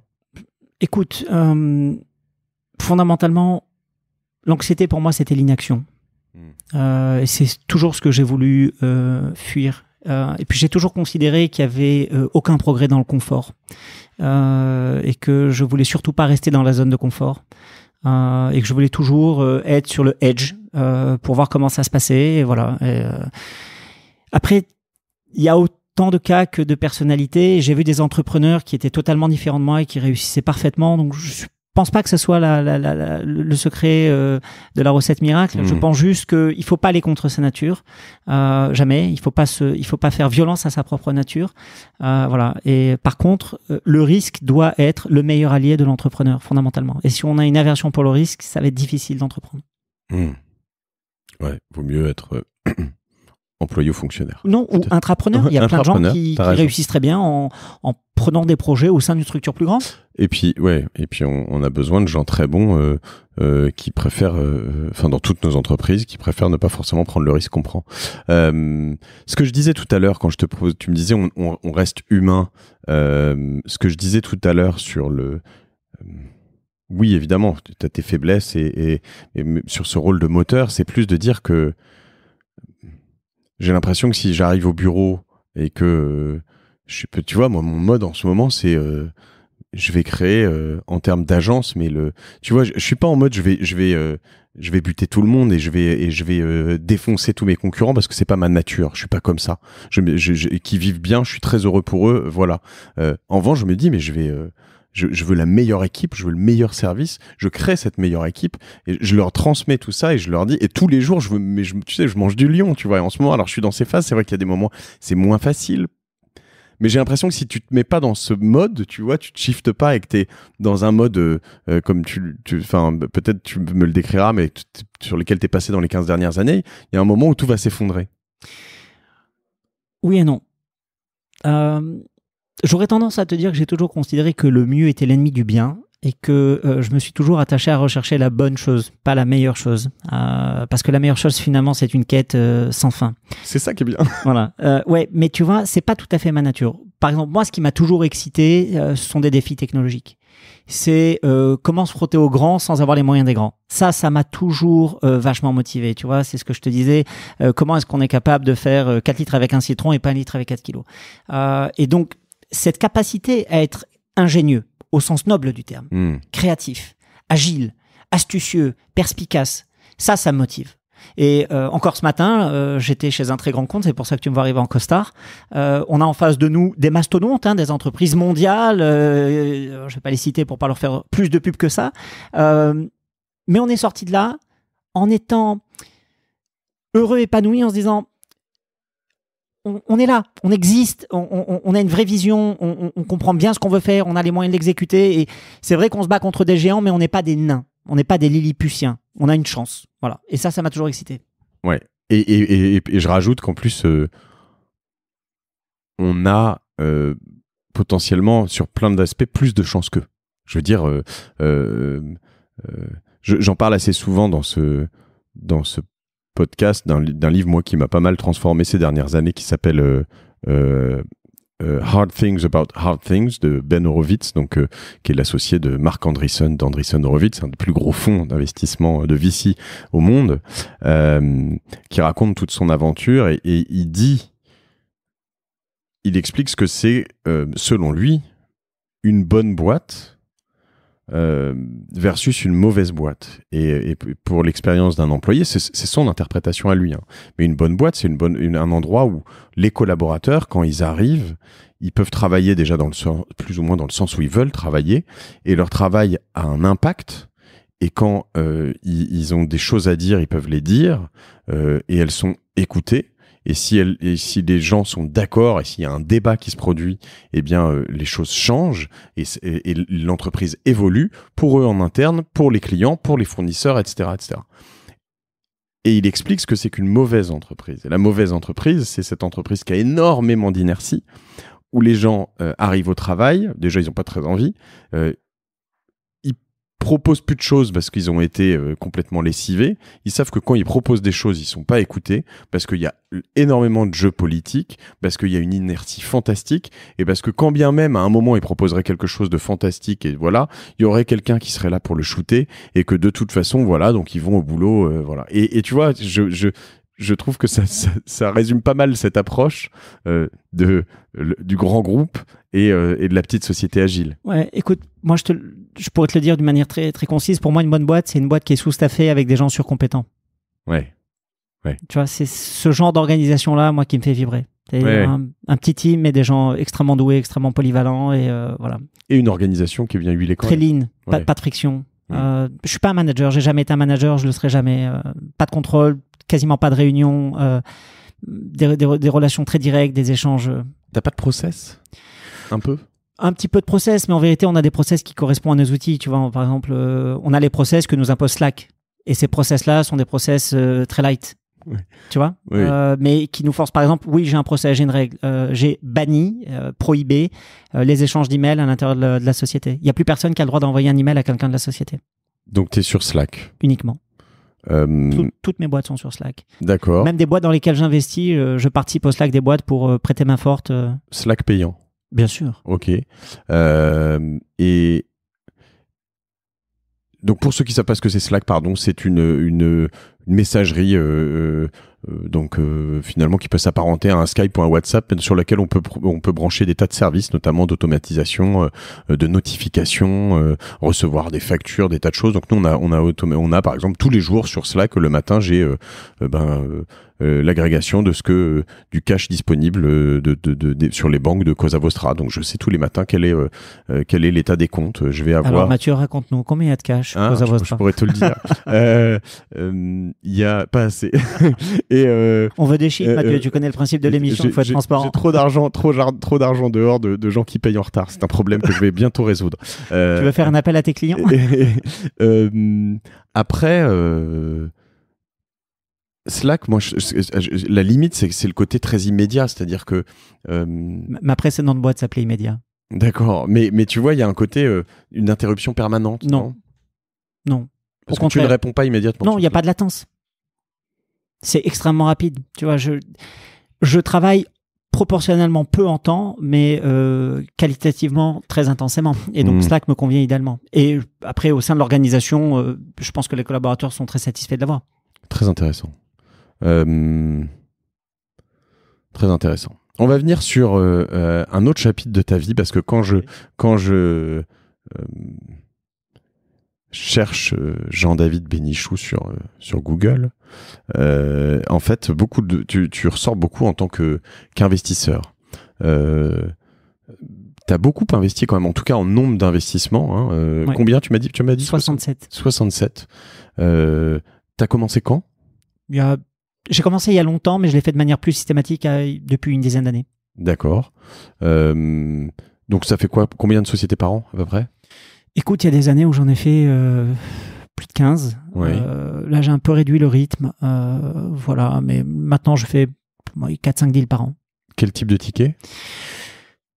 Je mets des tickets entre 50 et 150K. D'accord. Sur du seed, donc Essentiellement du seed. D'accord. Donc le seed, c'est après éventuellement c'est le love money. C'est une équipe, un POC et un début de revenu. D'accord. Et du coup, sur des tours de table qui sont de l'ordre d'1 million. Beaucoup moins. Ou même pas. D'accord. Quelques centaines de cas. Ok. Très bien. Donc généralement, tu prends quel ordre de pourcentage? Ça dépend. C'est des boîtes qui valent entre 1 et 3 millions d'euros post. D'accord. Donc tu peux prendre de 1 à 5% pour faire ça. D'accord. T'es rentré dans alors 2 personnes qui sont passées sur ce podcast déjà dans deux de leur société pour être précis, Shaper et Conto notamment, c'est ça, donc Ludovic Curo et Alexandre Pro. Tu es rentré dans ce mode-là, dans ces 2 boîtes, alors, en seed? Alors oui, pour Conto, et c'était pas vraiment du seed parce que c'était déjà des entrepreneurs aguerris. Oui. Et pour Ludovic, je crois que j'ai participé au premier tour, je crois. D'accord. Et t'as fait des exits sur ces 67, j'imagine? Oui, bien sûr. D'accord. Mais il y a eu beaucoup plus de cas que d'exits. Oui. C'est quoi le ratio? Tu le connais? Ouais, il y a peut-être 4 fois plus de cas que d'exits, ouais. Tu es dans les ratios traditionnels de l'angel investment, c'est-à-dire, je sais pas, 30, 40, 50% qui vivotent. Non, pour l'instant, je suis à 1 sur 5. C'est-à-dire 4 boîtes qui sautent pour une boîte qui continue à vivre. Ah, carrément, qui sautent complètement, quoi. Enfin, qui sautent. Ou qui vivotent, mais qui délivrent pas. Qui délivrent pas. Et dans celles qui continuent à vivre, il y a des très gros succès. Oui, il y a des beaux succès, oui. Ouais. Il y a eu de très beaux succès. Une boîte qu'on a fait avec Fred où il voulait absolument pas aller parce qu'il n'était pas convaincu par les gars, je l'ai tanné et on a fait x22 en 4 ans. Donc, d'accord. Voilà. x22, quand tu rentres avec 100 000, ça fait quand même 2,2 millions. Ouais. Bon, en l'occurrence, c'était pas 100 000. Alors, c'est mon gros problème, si tu veux, c'est que jusqu'à présent, j'ai un truc qui marche pas dans ma matrice d'investissement parce que les exits, ce sont les boîtes où j'ai proportionnellement le moins investi et les cartons, c'est proportionnellement celles où j'ai le plus investi. Donc, j'ai eu un problème de calibrage et de cadrage. Fred m'a donné une analyse qui m'est restée parce qu'elle était assez smart. Il m'a dit, mais c'est normal, Janda, souviens-toi, les deals où t'as mis beaucoup étaient sous-souscrits, donc t'avais beaucoup de place, et les deals où t'as pas mis plus, c'est parce qu'ils étaient sursouscrits, donc tu as été limité. Donc finalement, c'est les deals qui ont été sursouscrits qui ont plutôt bien fonctionné. Et finalement, donc sursouscrit, ça veut dire qu'il y avait plus de personnes qui voulaient acheter investir que de... Et donc finalement, c'est pas trop illogique, c'est même très logique, puisque ça veut dire qu'il y avait un consensus pour dire ça va marcher, versus il y avait quand même un moindre consensus pour dire ça va marcher. Donc du coup, j'ai un peu fait évoluer mon modèle. D'abord, avec Fred, on s'est dit qu'il fallait qu'on fasse plus de deals ensemble, puisque lui, de son côté aussi, les deals qu'il faisait seul marchaient moins bien que les deals qu'on faisait ensemble. Donc on s'est dit, il y a un truc, quand on le fait à deux, qui se complète bien. Donc on en a fait quelques-uns ensemble. Et puis après, j'ai aussi investi dans des fonds. Par thématique, j'ai un ami qui est un ami d'enfance qui s'appelle Laurent Plantier, qui était le cofondateur du groupe Alain Ducasse, qui est resté associé avec Alain Ducasse pendant de nombreuses années, qui a créé un fonds qui s'appelle French Food Capital, donc je suis devenu un de ses LP. J'accompagne Renaud Guilherme sur le fonds Side Capital. Voilà, j'ai investi dans un fonds qui a été monté par Guillaume Lautour, qui s'appelle Level Up, qui est sur une thématique de jeu. Donc là-dessus, tu mets pareil un ticket. Oui, alors c'est des tickets plus importants, puisqu'il y a des minimums pour entrer. Et c'est eux qui gèrent. Ils prennent un fee. Ils prennent un fee et puis ils font ce business d'investisseur qui est un business pour professionnels. Et donc en fait, pourquoi être business angel? Ça répond à quel besoin? Dans mon cas, ça répondait à un besoin de gestion d'une certaine boulimie, c'est-à-dire que j'étais trop porté par l'envie d'entreprendre. Et donc j'ai trop entrepris, et j'ai entrepris parfois à mauvais escient. Alors que devenir BA, ça me permettait de vivre ces expériences d'entrepreneur sans porter le projet entrepreneurial en étant aux côtés de l'entrepreneur. Et en fait, à partir du moment où j'ai accepté de payer un peu de goodwill en me disant c'est normal, c'est pas toi qui fais le truc, donc forcément ça coûte plus cher. Les choses se sont simplifiées. Donc ça m'a permis de me concentrer sur mon business et ça m'a permis de vivre des expériences à côté d'entrepreneurs très aguerris, très compétents ou très audacieux, très smart, très jeunes parfois. Et je l'ai fait sur des thématiques où j'avais vraiment envie d'acquérir une expérience. Je l'ai fait sur les IoT, donc c'était la première boîte de Steve et de Alexandre, puisque c'était Smokyo. D'accord. Voilà, donc prête à raconter. C'est les objets connectés, IoT. Les IoT. Internet of Things. Je l'ai fait beaucoup sur les apps mobiles. Je l'ai fait. Et puis là, depuis les 2 dernières années, j'ai fait essentiellement des blockchains et de l'IA. Et donc, tu as bien gagné sur la première de Alexandre et... Ouais, c'était bien aussi. Alors, Alexandre... Est-ce qu'il nous a dit? Je sais plus. Alexandre et Steve, puisque vous écoutez peut-être ce podcast, on sait ensemble que c'est pas ce deal qui nous a rendu très riches. Mais par contre, merci d'avoir restitué l'investissement. On avait un accord de gentleman qu'ils ont respecté. Ils avaient besoin de notre accord pour faire cette opération qu'on leur a donnée sous une seule condition, c'était de pouvoir investir la même somme dans leur prochaine aventure. Ce que vous avez sorti, vous avez remis dans Conto. Voilà. D'accord. Et donc, ils ont accepté, on s'entendait très bien. C'est des gens pour qui on a beaucoup d'estime et beaucoup d'admiration maintenant. Et donc, c'est comme ça qu'on est devenu avec Fred. Je connais que Alexandre, mais j'avoue que c'est un... Mais je t'invite à recevoir Steve, qui est un garçon absolument remarquable. Il m'a scotché, j'avoue. Ouais. Et Fred, que tu décris là, mais qui a un côté toujours très... Alors, t'as pas l'air complètement erratique, complètement barré, mais lui, il a un côté très pragmatique qui est vraiment assez impressionnant, quoi. Fred est un G, hein. Ouais. Et c'est un excellent G. Ouais. C'est un garçon border génie, je pense, sur certaines choses. Et puis, on a 2-3 particularismes qu'on partage avec Fred. On est tous les deux fils de cardiologues, donc on a un peu biberonné à la même culture. Alors, est-ce que comme lui, tu voyages? Parce que j'ai eu pas mal de retours là-dessus. Tu n'as pas écouté le podcast que j'ai fait avec lui? Si, j'ai écouté. Et alors, et c'est drôle parce que les réactions sont ah mais sérieux, le mec il voyage en seconde, il a gagné je sais pas combien de dizaines de millions, c'est n'importe quoi. J'ai mes parents qui me l'ont écouté et mon père qui me dit c'est très bien, papa si tu m'écoutes je t'embrasse, je t'aime. C'est très bien, c'est quelqu'un qui a gardé les pieds sur terre, puis pour ses enfants c'est bien, etc. Moi je suis un peu partagé, je me dis quand même je voyage. Écoute, je veux pas contredire ton papa qui est forcément très sympathique quand je vois son fils. Ouais. Mais tous ceux qui voyagent en business ou en first sont pas des gens dont les pieds ont quitté la terre forcément. Ouais. Donc ça m'arrive de voyager en business, ça m'arrive de voyager en first et ça m'arrive de voyager en éco. En fait, ça dépend de la distance, ça dépend du deal que j'ai et voilà. C'était Catherine Painvin que j'avais eu sur ce café Tartine et Chocolat qui elle me disait écoute, moi, j'ai appris une chose dans la vie. Je logeais au Bristol quand j'habitais à Paris. Je voyageais en Concorde parce que comme ça, je rencontrais que des gens exceptionnels et c'est avec eux que je faisais plein de business. Et c'est ce qui m'a vraiment porté tout ça. Et là, je me dis, ok, maintenant, je peux aller au Bristol et voyager. Alors, en Concorde, je peux pas. J'ai fait des rencontres décisives et exceptionnelles en classe éco. Hein. Oui. Donc, mais peut-être pas à l'hôtel Formule 1. L'hôtel Formule 1, j'ai pas fréquenté, mais au Novotel, j'ai fréquenté. Voilà, tu vois. Donc, j'ai fait à Tunis notamment, j'ai fait des rencontres extra. Voilà. T'as raison. D'ailleurs, les issues de secours sont souvent les bons plans en classe éco. Alors, en ce moment, c'est vrai. En ce moment où, comme on le disait, il y a donc beaucoup d'argent à investir, les taux sont très bas, les valorisations sont très chères. C'est quoi tes conseils, toi, pour rentrer dans des startups avec 67, je pense qu'on peut dire que tu es assez aguerri. Là, je suis pas sur mon autre podcast, La Martingale, mais c'est ce genre de questions que je vais poser là-dessus. Mais c'est quoi tes gros learnings là-dessus?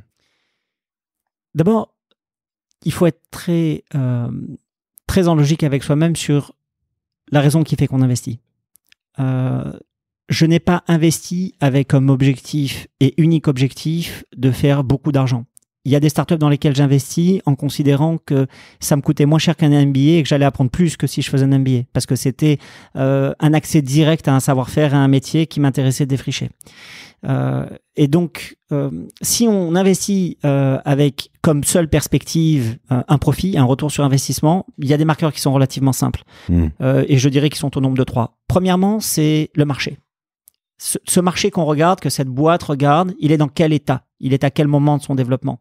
Est-ce qu'il y a déjà des boîtes qui sont développées, qui font du chiffre d'affaires, qui font du profit? Est-ce que c'est un marché qui ne fonctionne que sur du buzz, du hype, et donc finalement c'est qu'une histoire de valorisation par des investisseurs financiers? Voilà. Deuxième des choses, c'est ces gens qui portent ce produit. C'est quoi leur légitimité? Comment ils sont arrivés sur ce marché? C'est quoi leur parcours? Qu'est-ce qui fait qu'ils comprennent bien? Qu'est-ce qui fait qu'ils sont compétents, pertinents, perspicaces dans ce marché-là? Troisième des choses, c'est le produit. Il en est où? C'est une vague idée, c'est 3 slides, c'est un mock-up, c'est un POC, c'est une V1, c'est une V2. Qu'est-ce qu'il y a? Et donc, généralement, là où ça prend plutôt bien, c'est quand c'est une équipe de 2-3 personnes qui est déjà sur un POC V1 avec déjà un revenu, c'est-à-dire qu'ils font au moins 200 000 balles par an, c'est-à-dire 15 000 balles par mois. Là, ça peut prendre. Parce que la graine, on sait qu'elle est en train de bourgeonner, elle est en train de sortir. Et donc, oui, on peut y aller. Tout ce qui est avant, c'est beaucoup plus risqué. Et tout ce qui est après, c'est beaucoup plus cher. Donc, c'est un peu ce sweet spot-là, en ce qui me concerne. Et ça, c'est une grille d'analyse que tu as un peu modélisée par écrit ou elle est complètement... c'est un retour d'expérience. D'accord, c'est quelque chose, c'est du gut feeling que tu... Non, c'est pas du gut feeling. Non, quand je dis alors, mais est-ce que quand comme tu on vois dit, j'ai payé pour apprendre. D'accord, mais quand tu... Ah, merci, alors tu as payé pour nous, maintenant on a eu la leçon. Non, c'est un vrai retour basé sur un vrai vécu. Mais ma question est plutôt alors, pour la poser de la bonne manière, est-ce que... Aujourd'hui, quand tu vois quelqu'un, tu te dis case 1, case 2, case 3 enfin, non, mais j'ai tendance à écarter tout ce qui n'est pas dans ce format. Okay. Et dans ce format, j'ai tendance à faire un deal sur 3. Ok. Et parce que souvent, on se dit que les thèses sont faites pour être écartées, battues. C'est pour ça que je fais un deal sur 3. Donc, même dans cette thèse, mais j'en écarte. Est-ce qu'il t'arrive d'en faire qui sont hors de thèse ou les mecs... Oui, ça m'est arrivé. Ouais. Mais parce que... ce sont des trucs qui sont complètement, qui sont plus du lifestyle ou qui sont des expressions. J'ai investi dans un vignoble en Israël, ça correspond à rien de tout ça, ça fait que perdre de l'argent, mais c'est une expérience de vie extraordinaire et souvent, socialement, quand on me demande ce que je fais et que je dis que j'ai un vignoble ou que j'ai investi dans un vignoble, on me parle que de ça, on me parle pas du reste. Donc, c'est marrant. Mais je l'ai fait parce que c'est une histoire d'amitié, parce que c'est une histoire de terre, c'est une histoire de produit, c'est autre chose. C'est totalement low-tech, mais c'est joy-tech. Joy-tech. C'est passionnant. C'est vrai que j'ai fait des petits investissements, j'en fais pas encore. J'y rentre un petit peu, mais j'ai l'impression d'être au mauvais moment, tu vois. Là, mon gut feeling à moi, il est de se dire. Tu vois, si tu me demandais c'est quoi le bon moment, ce serait très difficile pour moi de te donner une réponse. Mais je me dis juste le marché c'est trop boule là. Tout est trop cher, il y a trop de monde, il y a trop de choses. Il est soit trop boule, soit trop bearish. C'est quoi un marché qui est optimal? Ça n'existe pas un marché optimal. Ouais. Non, t'as raison. Qu'est-ce que tu vas faire sur une mer plate? Tu vas aller faire du surf sur une mer plate? Tu vas jamais y aller. Le mec a réponse à tout, quoi. Comment est-ce que tu progresses, Jean-David? Écoute, j'essaye de... D'abord, je suis un curieux insatiable. Je dois lire 3 heures par jour. Et donc, ce qui me fait progresser, c'est l'acquisition permanente de connaissances. 3 heures, mais quand? Tout le temps. D'accord. Je dois lire peut-être 1h30 le soir et puis tout au long de la journée. Alors j'ai investi dans une boîte aux États-Unis qui s'appelle Feedly, je ne sais pas si tu connais Feedly. Voilà. Oui. Et donc Edwin, que je salue, je ne sais pas si tu écoutes le podcast, mais salut Edwin. J'ai intérêt. Voilà, qui est basé à Palo Alto. Et donc Edwin est un entrepreneur pour qui j'ai beaucoup d'estime. On saura s'il le partage. Voilà. S'il le partage en nous mentionnant tous les deux, on le saura. Voilà. Je gagne un partage en ce moment. Et surtout dans la vallée, parce qu'il fait partie du gang des Français installés dans la vallée. Et donc voilà, tu vois, j'ai plein de fils RSS sur Feedly. Et donc, et puis il y a plein de sujets qui me passionnent. J'ai la chance d'être très curieux et voilà. Et donc ça me fait progresser. La connaissance me fait systématiquement progresser. Les rencontres. Je m'évertue à toujours aller au-devant de nouvelles rencontres. Il y a parfois celles que je planifie, tu vois. Il y a des gens que je tiens absolument à rencontrer parce que c'est des gens qui m'inspirent incroyablement et donc j'intrigue considérablement pour pouvoir les rencontrer. Par exemple, ça a été le cas pour Roger Federer, dont je suis un immense fan et j'ai tout fait pour le rencontrer. J'ai eu la chance de le rencontrer par un ami très proche qui vit dans la vallée. D'accord. Voilà. T'as passé un moment avec lui On a fait un déj. Alors, on n'était pas seul. Il y avait une douzaine de personnes, mais on a pu échanger, on a pu discuter. Et, voilà. Sympa. Alors lui, il doit rencontrer des milliers de personnes chaque année. Mais voilà, il se trouve même que j'ai investi dans une boîte qui a été fondée par un de ses amis qui est dans le domaine du tennis, qui s'appelle Kurtz. Voilà. Salut Walid, si tu écoutes le podcast, qui est basé à Los Angeles, qui est un Suisse de Genève à l'origine. D'accord. Voilà, donc énormément lire, énormément me cultiver, beaucoup rencontrer et voyager. Voilà, tu vois, c'est les 3 choses. Là, tu voyages beaucoup. Hein. Ouais, Pourquoi entre l'Angleterre, Israël et Paris? Parce qu'on a acheté 3 maisons. Donc, on a une maison en France, on a une maison en Angleterre, on a une maison en Israël. Parce que ça a toujours été... Tes enfants, ils sont scolarisés? Mes enfants sont scolarisés en France. Donc, 8 mois par an, l'année scolaire, on est en France. Ouais. On fait 2 mois par an en Angleterre, 2 mois par an à Londres. C'est pas continu, c'est discontinu, c'est des week-ends. Aller à Londres, c'est l'Eurostar, c'est facile. Et Israël, c'est pendant les fêtes, pendant l'été. Voilà. Et la dernière chose que je fais pour progresser, c'est que j'étudie. Voilà, donc j'étudie un certain nombre de matières. J'étudie. Voilà, en ce moment, j'apprends un programme en Python. D'accord. Voilà, j'apprends par quel moyen? Des MOOC? J'ai un prof qui vient. Non, j'ai un prof qui vient au bureau. Ok. Ouais. C'est qui? Il s'appelle comment? Il s'appelle... Ah merde, pardon, je suis en train de te coller. Non. C'est plus pour savoir, je mettrai le lien, c'est juste par curiosité, parce que c'est hyper intéressant, je trouve que... Il s'appelle Gabriel, mais je cherche son nom de famille. Pourquoi je souris? Parce que c'est le cousin de ma femme, et si je me souviens pas de son nom, ça va être un scandale. Et donc voilà, salut Gabriel. Le nom sera, ton profil LinkedIn sera partagé voilà, et tu donneras plein de cours grâce à Jean-David, donc ne lui en veux pas. Gabriel. La colle.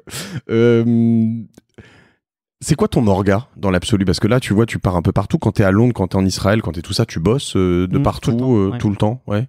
Tu bosses tout le temps? Ouais, tout le temps en fait. Si tu veux. Matin, soir, week-end, tout le temps? Ouais, tout le temps en fait. Mais parce que c'est entremêlé. C'est pas que du travail. C'est de la même manière que j'ai du loisir tous les jours. C'est-à-dire que je vais pas bosser en continu chaque jour. Je vais sortir, je vais avoir des rencontres, je vais aller acheter un truc parce qu'il faut, je vais aller à la Fnac qui est à côté. Ou donc tu vois, j'essaye d'avoir comme ça un truc très diversifié dans lequel il y a beaucoup d'interruptions, beaucoup de travail. Mais tu coupes jamais? En vacances, tu dis pas? Non, je coupe Shabbat. D'accord. Voilà, tu vois, j'éteins mon téléphone du vendredi soir au samedi soir.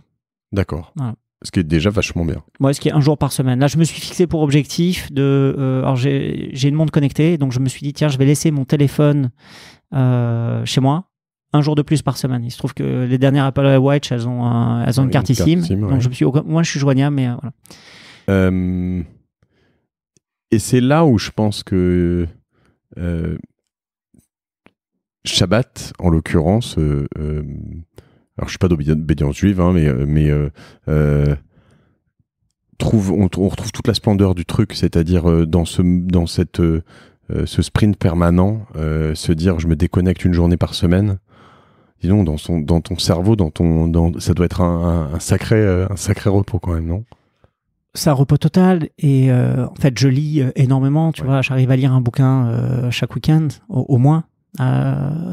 Et oui, en fait, tu redeviens analogique, quoi. Tu poses tous ces trucs-là qui consomment de l'énergie, qui capturent, qui en fait kidnappent ton attention fondamentalement. Et c'est récent, ça? Ça fait quelques années. Ouais. Voilà, on a toujours été traditionnaliste dans la famille, mais là, ça fait quelques années où j'ai ressenti le besoin, et puis ça tombe bien. Ouais, je pense qu'avec en plus cette croissance de... Ouais. Mais que ce soit Shabbat, que ce soit le dimanche chez les chrétiens, le vendredi chez les musulmans, ou n'importe quel autre moment chez les bouddhistes, les taoïstes, peu importe. L'idée, c'est de se dire qu'on récupère la pleine maîtrise de son temps et qu'on est le maître de son horloge. On subit pas. Voilà, on n'est pas interrompu parce que on est stimulé ou sollicité. Donc voilà, c'est nous qui décidons de qu'est-ce qu'on fait. C'est quoi l'emploi du temps. Et les gens le savent autour de toi. T'as même pas un email ou un truc qui dit je bosse pas le samedi ou non, j'ai pas besoin. Pas besoin. Les gens le savent et tu réponds pas. Pas de téléphone, pas d'email, pas de rien. Trop cool.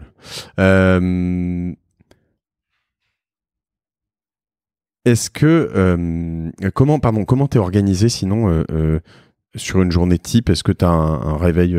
T'es très non, j'ai pas telle de heure, t'as pas de routine. Je suis pas le bon exemple pour ça. J'ai pas de routine. Au-delà de la lecture permanente. Ouais, de la lecture permanente, non, j'ai pas de routine.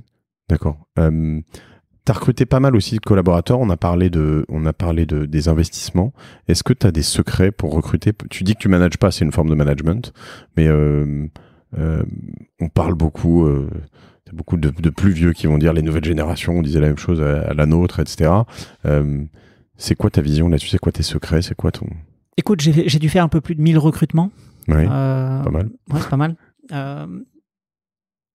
Avec le temps, 3 choses. Premièrement, j'ai tendance à recruter des gens qui sont bien dans leur basket, fondamentalement. Donc, je cherche des gens qui sont d'abord assez équilibrés. et donc qui ont une vie en dehors du travail, qui n'ont pas que le travail présent à l'esprit. Deuxième des choses, c'est je cherche des gens qui ont une certaine étincelle de curiosité ou d'audace ou de créativité. Et enfin, je cherche des personnes qui ont une vraie tolérance, c'est-à-dire qui vont pouvoir s'adapter à des environnements changeants et qui n'ont pas d'idées préconçues ou qui n'ont pas de totem ou qui n'ont pas de tabou. Voilà. Okay. C'est trois. Si je devais te le dire comme ça. J'aime beaucoup. C'est des belles, des bons choix en tout cas. Et avant de finir bientôt, j'ai quand même 2-3 petites questions, mais beaucoup de questions sur lesquelles je m'interroge en ce moment. On est beaucoup dans la culture start-up, sur le get things done, get shit done. C'est d'ailleurs Move fast and break things. Voilà, un bouquin que je vous recommande de Gilles Chetla. Je crois qu'il est pour l'instant au moment où on se parle en précommande, mais Gilles que j'ai reçu dans ce podcast qui sort un bouquin qui s'appelle donc Get shit done et voilà, je lui demanderai un code promo, tiens. Et en fait, je suis à la fois, je te le disais, tu me disais que tu n'étais pas forcément là-dedans, mais à la recherche d'excellence et à la fois excellence, j'ai pas écarté. Je t'ai dit, il y a une différence. Je t'ai dit le mieux est l'ennemi du bien. Oui, tu peux avoir de l'excellence dans le bien. Mais j'aime bien cette quête de dire, en fait, finalement, elle est inatteignable. Il y a sans être une fuite en avant, il y a une côté toujours de perfectionnement, d'amélioration qui est intéressante.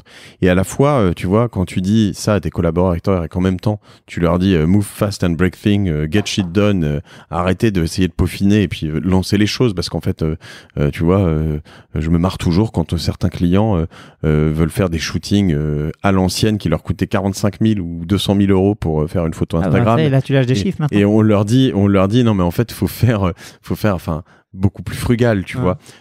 C'est quoi ta perception là-dessus de l'exécution par rapport à vraiment la réflexion, la perfection? Bon, je trouve ça tient en un mot, c'est lean. Tu vois, j'essaye de m'entourer de faiseurs, pas de parleurs ou de diseurs. Voilà. Donc, j'essaye de m'entourer de faiseurs, c'est-à-dire des gens qui ont à la fois la capacité à concevoir et à réaliser. Je sais pas si ça répond à ta question. Si, mais donc grosse propension à l'exécution, bonne exécution, mais vélocité. Tu vois, le pragmatisme, c'est ça qui est le danger quand tu cherches la meilleure solution, c'est que tu n'es jamais satisfait. Quand tu fais un progiciel et que tu cherches la meilleure solution, tu vas te retrouver avec des délais de développement qui peuvent être 10 fois le temps nécessaire pour réaliser une bonne solution. Et donc, ce que je cherche, c'est à m'entourer de gens qui ont la simplicité, l'efficacité, la rapidité au cœur de leurs préoccupations. Et une fois que je bosse dans ces environnements-là, je suis capable d'exécuter vite et bien. Si je reviens sur tout ton parcours, alors tu m'as parlé de certains échecs dans les investissements. On a l'impression que sur ta vie d'entrepreneur, tu t'es pas trop pris les pieds dans le tapis. Non, je me suis pris des bonnes gamelles. Si je dois revenir là-dessus, c'est quoi ton échec préféré dans toute cette vie d'entrepreneur? Universal Télécom, Digicol, le premier opérateur de voix sur IP en France en 99. Méga gamelle. Mais gamelle extrêmement intéressante. D'accord. Ouais. Tu peux nous en dire plus? Bien sûr. Première fois où j'ai levé de l'argent. Énorme connerie. C'était pas fait pour moi, il fallait pas que je le fasse. Première fois où j'ai pris pour fournisseur un très grand groupe, Ericsson. Première fois où j'ai fait du B2C. J'ai fait un deal avec M6. Et première fois où je suis sorti de ma zone de compétences parce que j'étais très bon dans les services de télécom à valeur ajoutée, mais j'étais pas très bon dans les services B2C de téléphonie basique. Et on s'est fait rétamer. D'abord parce que... Donc tu as lancé Universal Télécom, c'est ça? Ouais. Donc j'avais une société qui s'appelait Universal Télécom qui a lancé un produit qui s'appelait Digicol. D'accord. Digicol, c'était le premier softphone qui permettait de téléphoner depuis son PC vers n'importe quel téléphone. D'accord. C'était le début, c'était l'enfance de l'art de la voix sur IP. Et j'ai fait ça donc en 99. C'est une aventure incroyable. J'avais levé 200 000 € à l'époque. Une sorte de Skype avant l'heure. Enfin, c'était exactement Skype avant l'heure. Ouais. Et à l'époque, la connexion Internet se faisait avec des modems en dial-up à 56K. Voilà. Ça a été un gros four qui m'a permis de tirer un certain nombre de conclusions. La première, c'est que je suis pas un homme de B2C, donc je suis un homme de B2B. La deuxième, c'est que les plateformes, je suis toujours mieux quand je les fais moi dans un environnement essentiellement open source et pas quand je vais acheter un équipement chez un plateformier de type Ericsson. Et la troisième, c'est que quand j'investis de l'argent pour lequel j'ai pas sué sang et eau pour le gagner, je fais tout de suite plus d'erreurs que l'argent que j'investis en l'ayant gagné péniblement. Voilà. Pour revenir sur ton approche, dire je suis mauvais en B2C, est-ce que c'est une fatalité? Enfin, est-ce que tu crois pas que tu pourrais devenir bon en B2C? D'abord, je pense que même si je le devenais, je le serais jamais aussi que ceux qui réussissent. D'accord. Voilà. Donc, je peux passer de mauvais à moyen, peut-être moyen bon, mais jamais excellent. Et je pense que c'est un domaine dans lequel il faut être excellent. Et j'ai pas ce mindset-là. D'accord. J'ai pas le mindset d'un pubeux, j'ai pas le mindset d'un marketeur, j'ai pas le mindset d'un... Voilà. C'est quoi les 10 prochaines années de Jean-David Bénichou? Écoute, d'abord, je les souhaite en bonne santé, fondamentalement. Ouais. Deuxièmement, je les souhaite pleines de défis technologiques, c'est-à-dire de nouveaux dada. Tu vois, là, en ce moment, ça fait 2 ans que je fais beaucoup de blockchain et je suis absolument fasciné par le pouvoir de disruption de la blockchain dans plein de domaines. Troisième des choses, c'est des rencontres toujours fascinantes. Quatrième des choses, c'est une très grande fidélité en amitié et puis évidemment à mon épouse, dans la vie privée, aux enfants. Et si tu veux, le fait de pouvoir continuer ce chemin comme ça qui s'inscrit dans la durée avec les mêmes personnes et d'être là pour les coups durs, pour les joies et de pouvoir continuer à partager tous ces moments extraordinaires. Voilà. D'accord. Comme disait Laetitia, pour le Vauxhall, que tu connais bien, n'est-ce pas? Laetitia, la maman de Napoléon. Ah oui.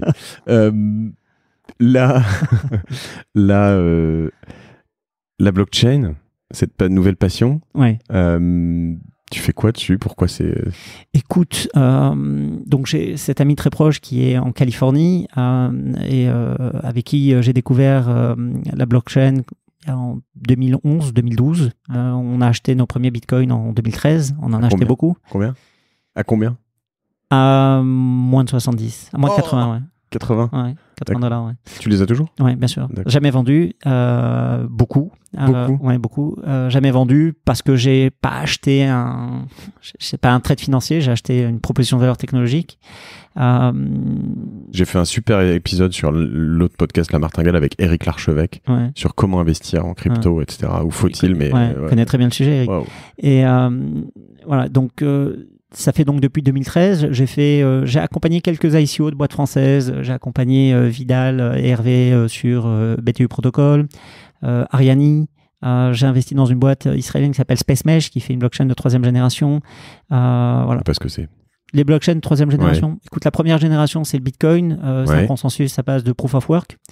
Les deuxièmes, c'est consensus, c'est un Proof of Stake. La troisième, c'est un Proof of Space-Time. En fait, la grande difficulté des blockchains aujourd'hui, c'est qu'elles sont face à un antagonisme difficilement résolvable. D'un côté, elles doivent être décentralisées, elles doivent être permissionless, c'est-à-dire n'importe qui peut mettre un nœud et participer au réseau pour valider la transaction, et de l'autre, elles doivent être scalables.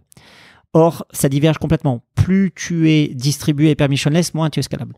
Et donc, il y a plein d'impacts liés à cet antagonisme. On voit par exemple que le Bitcoin aujourd'hui, c'est devenu de l'or digital. Oui. Ça n'est pas en soi une monnaie qui permet de faire des transactions, c'est une classe d'actifs qui permet d'être un store of value. De ce point de vue-là, son économie générale est tout à fait positif puisque ça coûte moins cher de miner du Bitcoin que d'extraire de l'or de terre. Et parce que le Bitcoin a les mêmes caractéristiques intrinsèques que l'or. Si tu veux faire des paiements, et on voit bien ce qui se passe avec Libra, et d'ailleurs l'ami dont je te parle, Facebook, dont je te parle, cet ami américain dont je suis proche, est à la tête de ce projet. David Marcus, voilà. D'accord. À la tête de ce projet. J'aimerais bien l'avoir sur ce podcast, dis-lui. Ça va être difficile. Mais si, il va dire oui. Ça va être très difficile. D'autant plus qu'on ne parle pas business et on parle tout sauf business avec David. Donc, Libra prouve bien que pour arriver à faire quelque chose de massif, de très très scalable, il faut renier un peu sur le côté permissionless. Donc là, ils ont fait un proof of authority, donc c'est un réseau de 100 nœuds. Donc là, ils sont 28, ils seront 100, et donc c'est un réseau de 100 nœuds qui valide les transactions. Là, tu peux atteindre de la scalabilité. Et donc SpaceMesh travaille sur comment résoudre cet antagonisme. Tu es en train de me perdre, et je pense perdre un certain nombre de personnes. Je suis navré. Du coup, non, je suis très honnête, je fais pas semblant de comprendre, mais il faut que je comprenne ça, ça me désole. Du coup, si je veux comprendre tout ça, tu me recommandes de faire comment? 2-3 papiers, je t'envoie 2-3 liens sur Medium. Ok, tu me les donneras, je les partagerai à tout le monde. Et en effet, parce que je m'y intéresse, mais à la fois pas assez, j'y passe pas assez de temps, donc ça prouve aussi l'intérêt et la manière dont tu progresses. Donc c'est top. Si tu avais, Jean-David, la possibilité de te murmurer un truc à l'oreille ce jour où tu es en Belgique devant ton fournisseur, ou juste avant d'aller le voir, et tu pouvais te dire un truc avant de commencer là, qu'est-ce que tu te dirais? Je lui dirais merci, une fois de plus. À toi-même? À lui. Non, et si tu pouvais te dire quelque chose à toi-même? Non, rien, je ne changerai pas le cours de l'histoire. D'accord. C'est intéressant en tout cas, j'ai beaucoup aimé ce début d'aventure que tu racontes tout à l'heure, où tu es passé d'une idée à une autre en fait, parce que en revanche à un moment tu te dis mais quand ça s'arrête, et en fait non, il y a un moment où tu es passé d'une idée à une autre, et quand tu es passé à cette troisième, elle était là pour le coup pour 10-15 ans quoi, et même plus, puisque finalement c'est encore une sorte de suite, ce que tu fais actuellement. Sur le moment, ces évolutions, il y a un moment où tu t'es dit, t'as réalisé que c'était ce que tu voulais faire tout le temps, ou c'est juste une sorte de suivi naturel? Non, c'est un truc qui, à un moment, tu sais que tu peux pas quitter le sujet. Voilà, le sujet t'habite et t'as envie de vivre avec lui. Et c'est pivot, hein, parce que c'est le nom qu'on leur donne aujourd'hui. On peut appeler ça des itérations ou des sauts. C'est ce qui fait tout le sel du parcours entrepreneurial, c'est que c'est une quête. Et tu connais pas forcément la destination et tu connais pas forcément le chemin. Et tu t'es jamais dit à un moment, j'arrête? Je sais pas, tu pourrais te dire, finalement j'ai fait de l'argent, j'ai prouvé mes trucs, j'ai fait plusieurs boîtes. Non? Si je devais mesurer ça à l'argent, oui, j'aurais dû me dire j'arrête. Mais comme je mesure pas l'argent, j'ai pas envie d'arrêter. Pardon, je reformule alors aussi ma question que j'ai posée quelques fois, que je pose pas systématiquement. Pourquoi tu cours? Je cours pas. Je suis sur une échelle et j'essaie de la monter. C'est un peu différent. Et l'échelle que j'essaye de monter, c'est l'échelle du défi de la tech. C'est tout ce qu'on est capable de faire. Est-ce que je suis capable, moi aussi, d'y arriver, d'être dans cette cour et de jouer avec tout le monde? Est-ce que je peux amener mes Legos et jouer avec d'autres qui ont des Legos? T'es d'une incisivité, Jean-David, dans une réponse immédiate. C'est assez chouette. J'aime beaucoup cet échange. Moi aussi. J'ai pris beaucoup de plaisir. Je pense qu'on le suivra sur des verticales peut-être, mais déjà j'ai appris tellement. J'ai plein de projets dont je veux te parler. Je vais te faire investir dans des boîtes. Peut-être moi aussi. J'espère aussi. J'avoue que je me dis là, si je peux mettre un petit billet avec Fred et toi dans chacune des prochaines. Tu vois, c'est les meilleurs billets.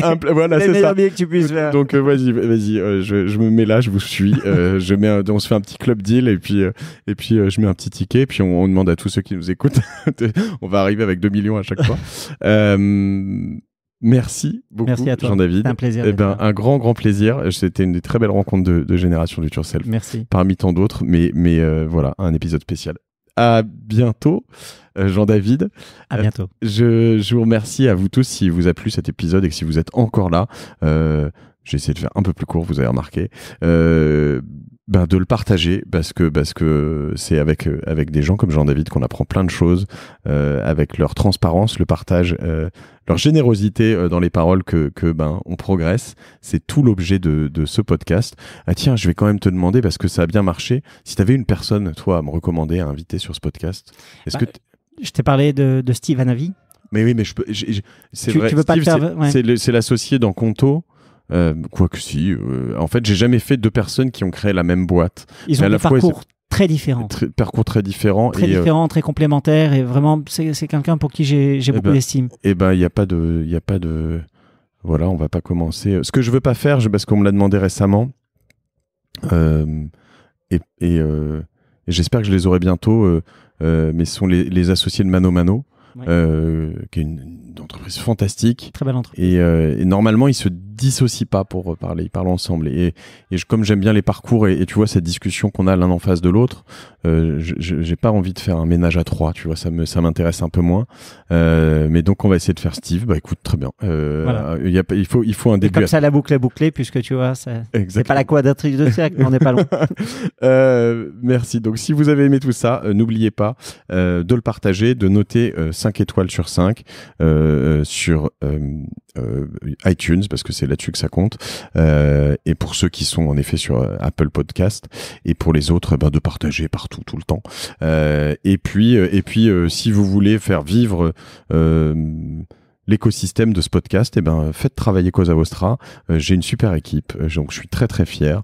Donc si vous avez des gros projets dans l'innovation, dans le digital, si vous avez besoin de conseils, si vous avez besoin de dev, de design, je le dis pas souvent en fin d'épisode, mais là je le dis parce que je suis vraiment très fier de ce qu'on est en train de construire, et tous les gens autour de moi sont meilleurs que moi dans chacun de leurs domaines. On a fait des progrès fulgurants encore ces 6 derniers mois. Donc testez-nous, try us, et vous ne serez pas déçus.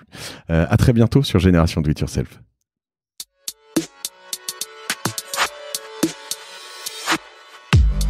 Bravo, vous avez écouté cet épisode de Génération Do It Yourself jusqu'au bout. Merci de le partager à 2 personnes autour de vous, d'inscrire de force vos amis au podcast sur leur smartphone et de mettre une note 5 étoiles avec un gentil commentaire. Ça m'aide énormément pour ressortir dans les classements. Aussi, si vous me laissez votre email sur gdiy.fr, je vous enverrai l'épisode de la semaine ainsi que 2-3 bons plans. Pour finir, n'oubliez pas que si vous avez des besoins en accompagnement digital, toute l'équipe de Cosa Vostra va vous bichonner comme il se doit si vous nous écrivez sur contact@cosavostra.com. Je suis Mathieu Stéphanie et je vous embrasse.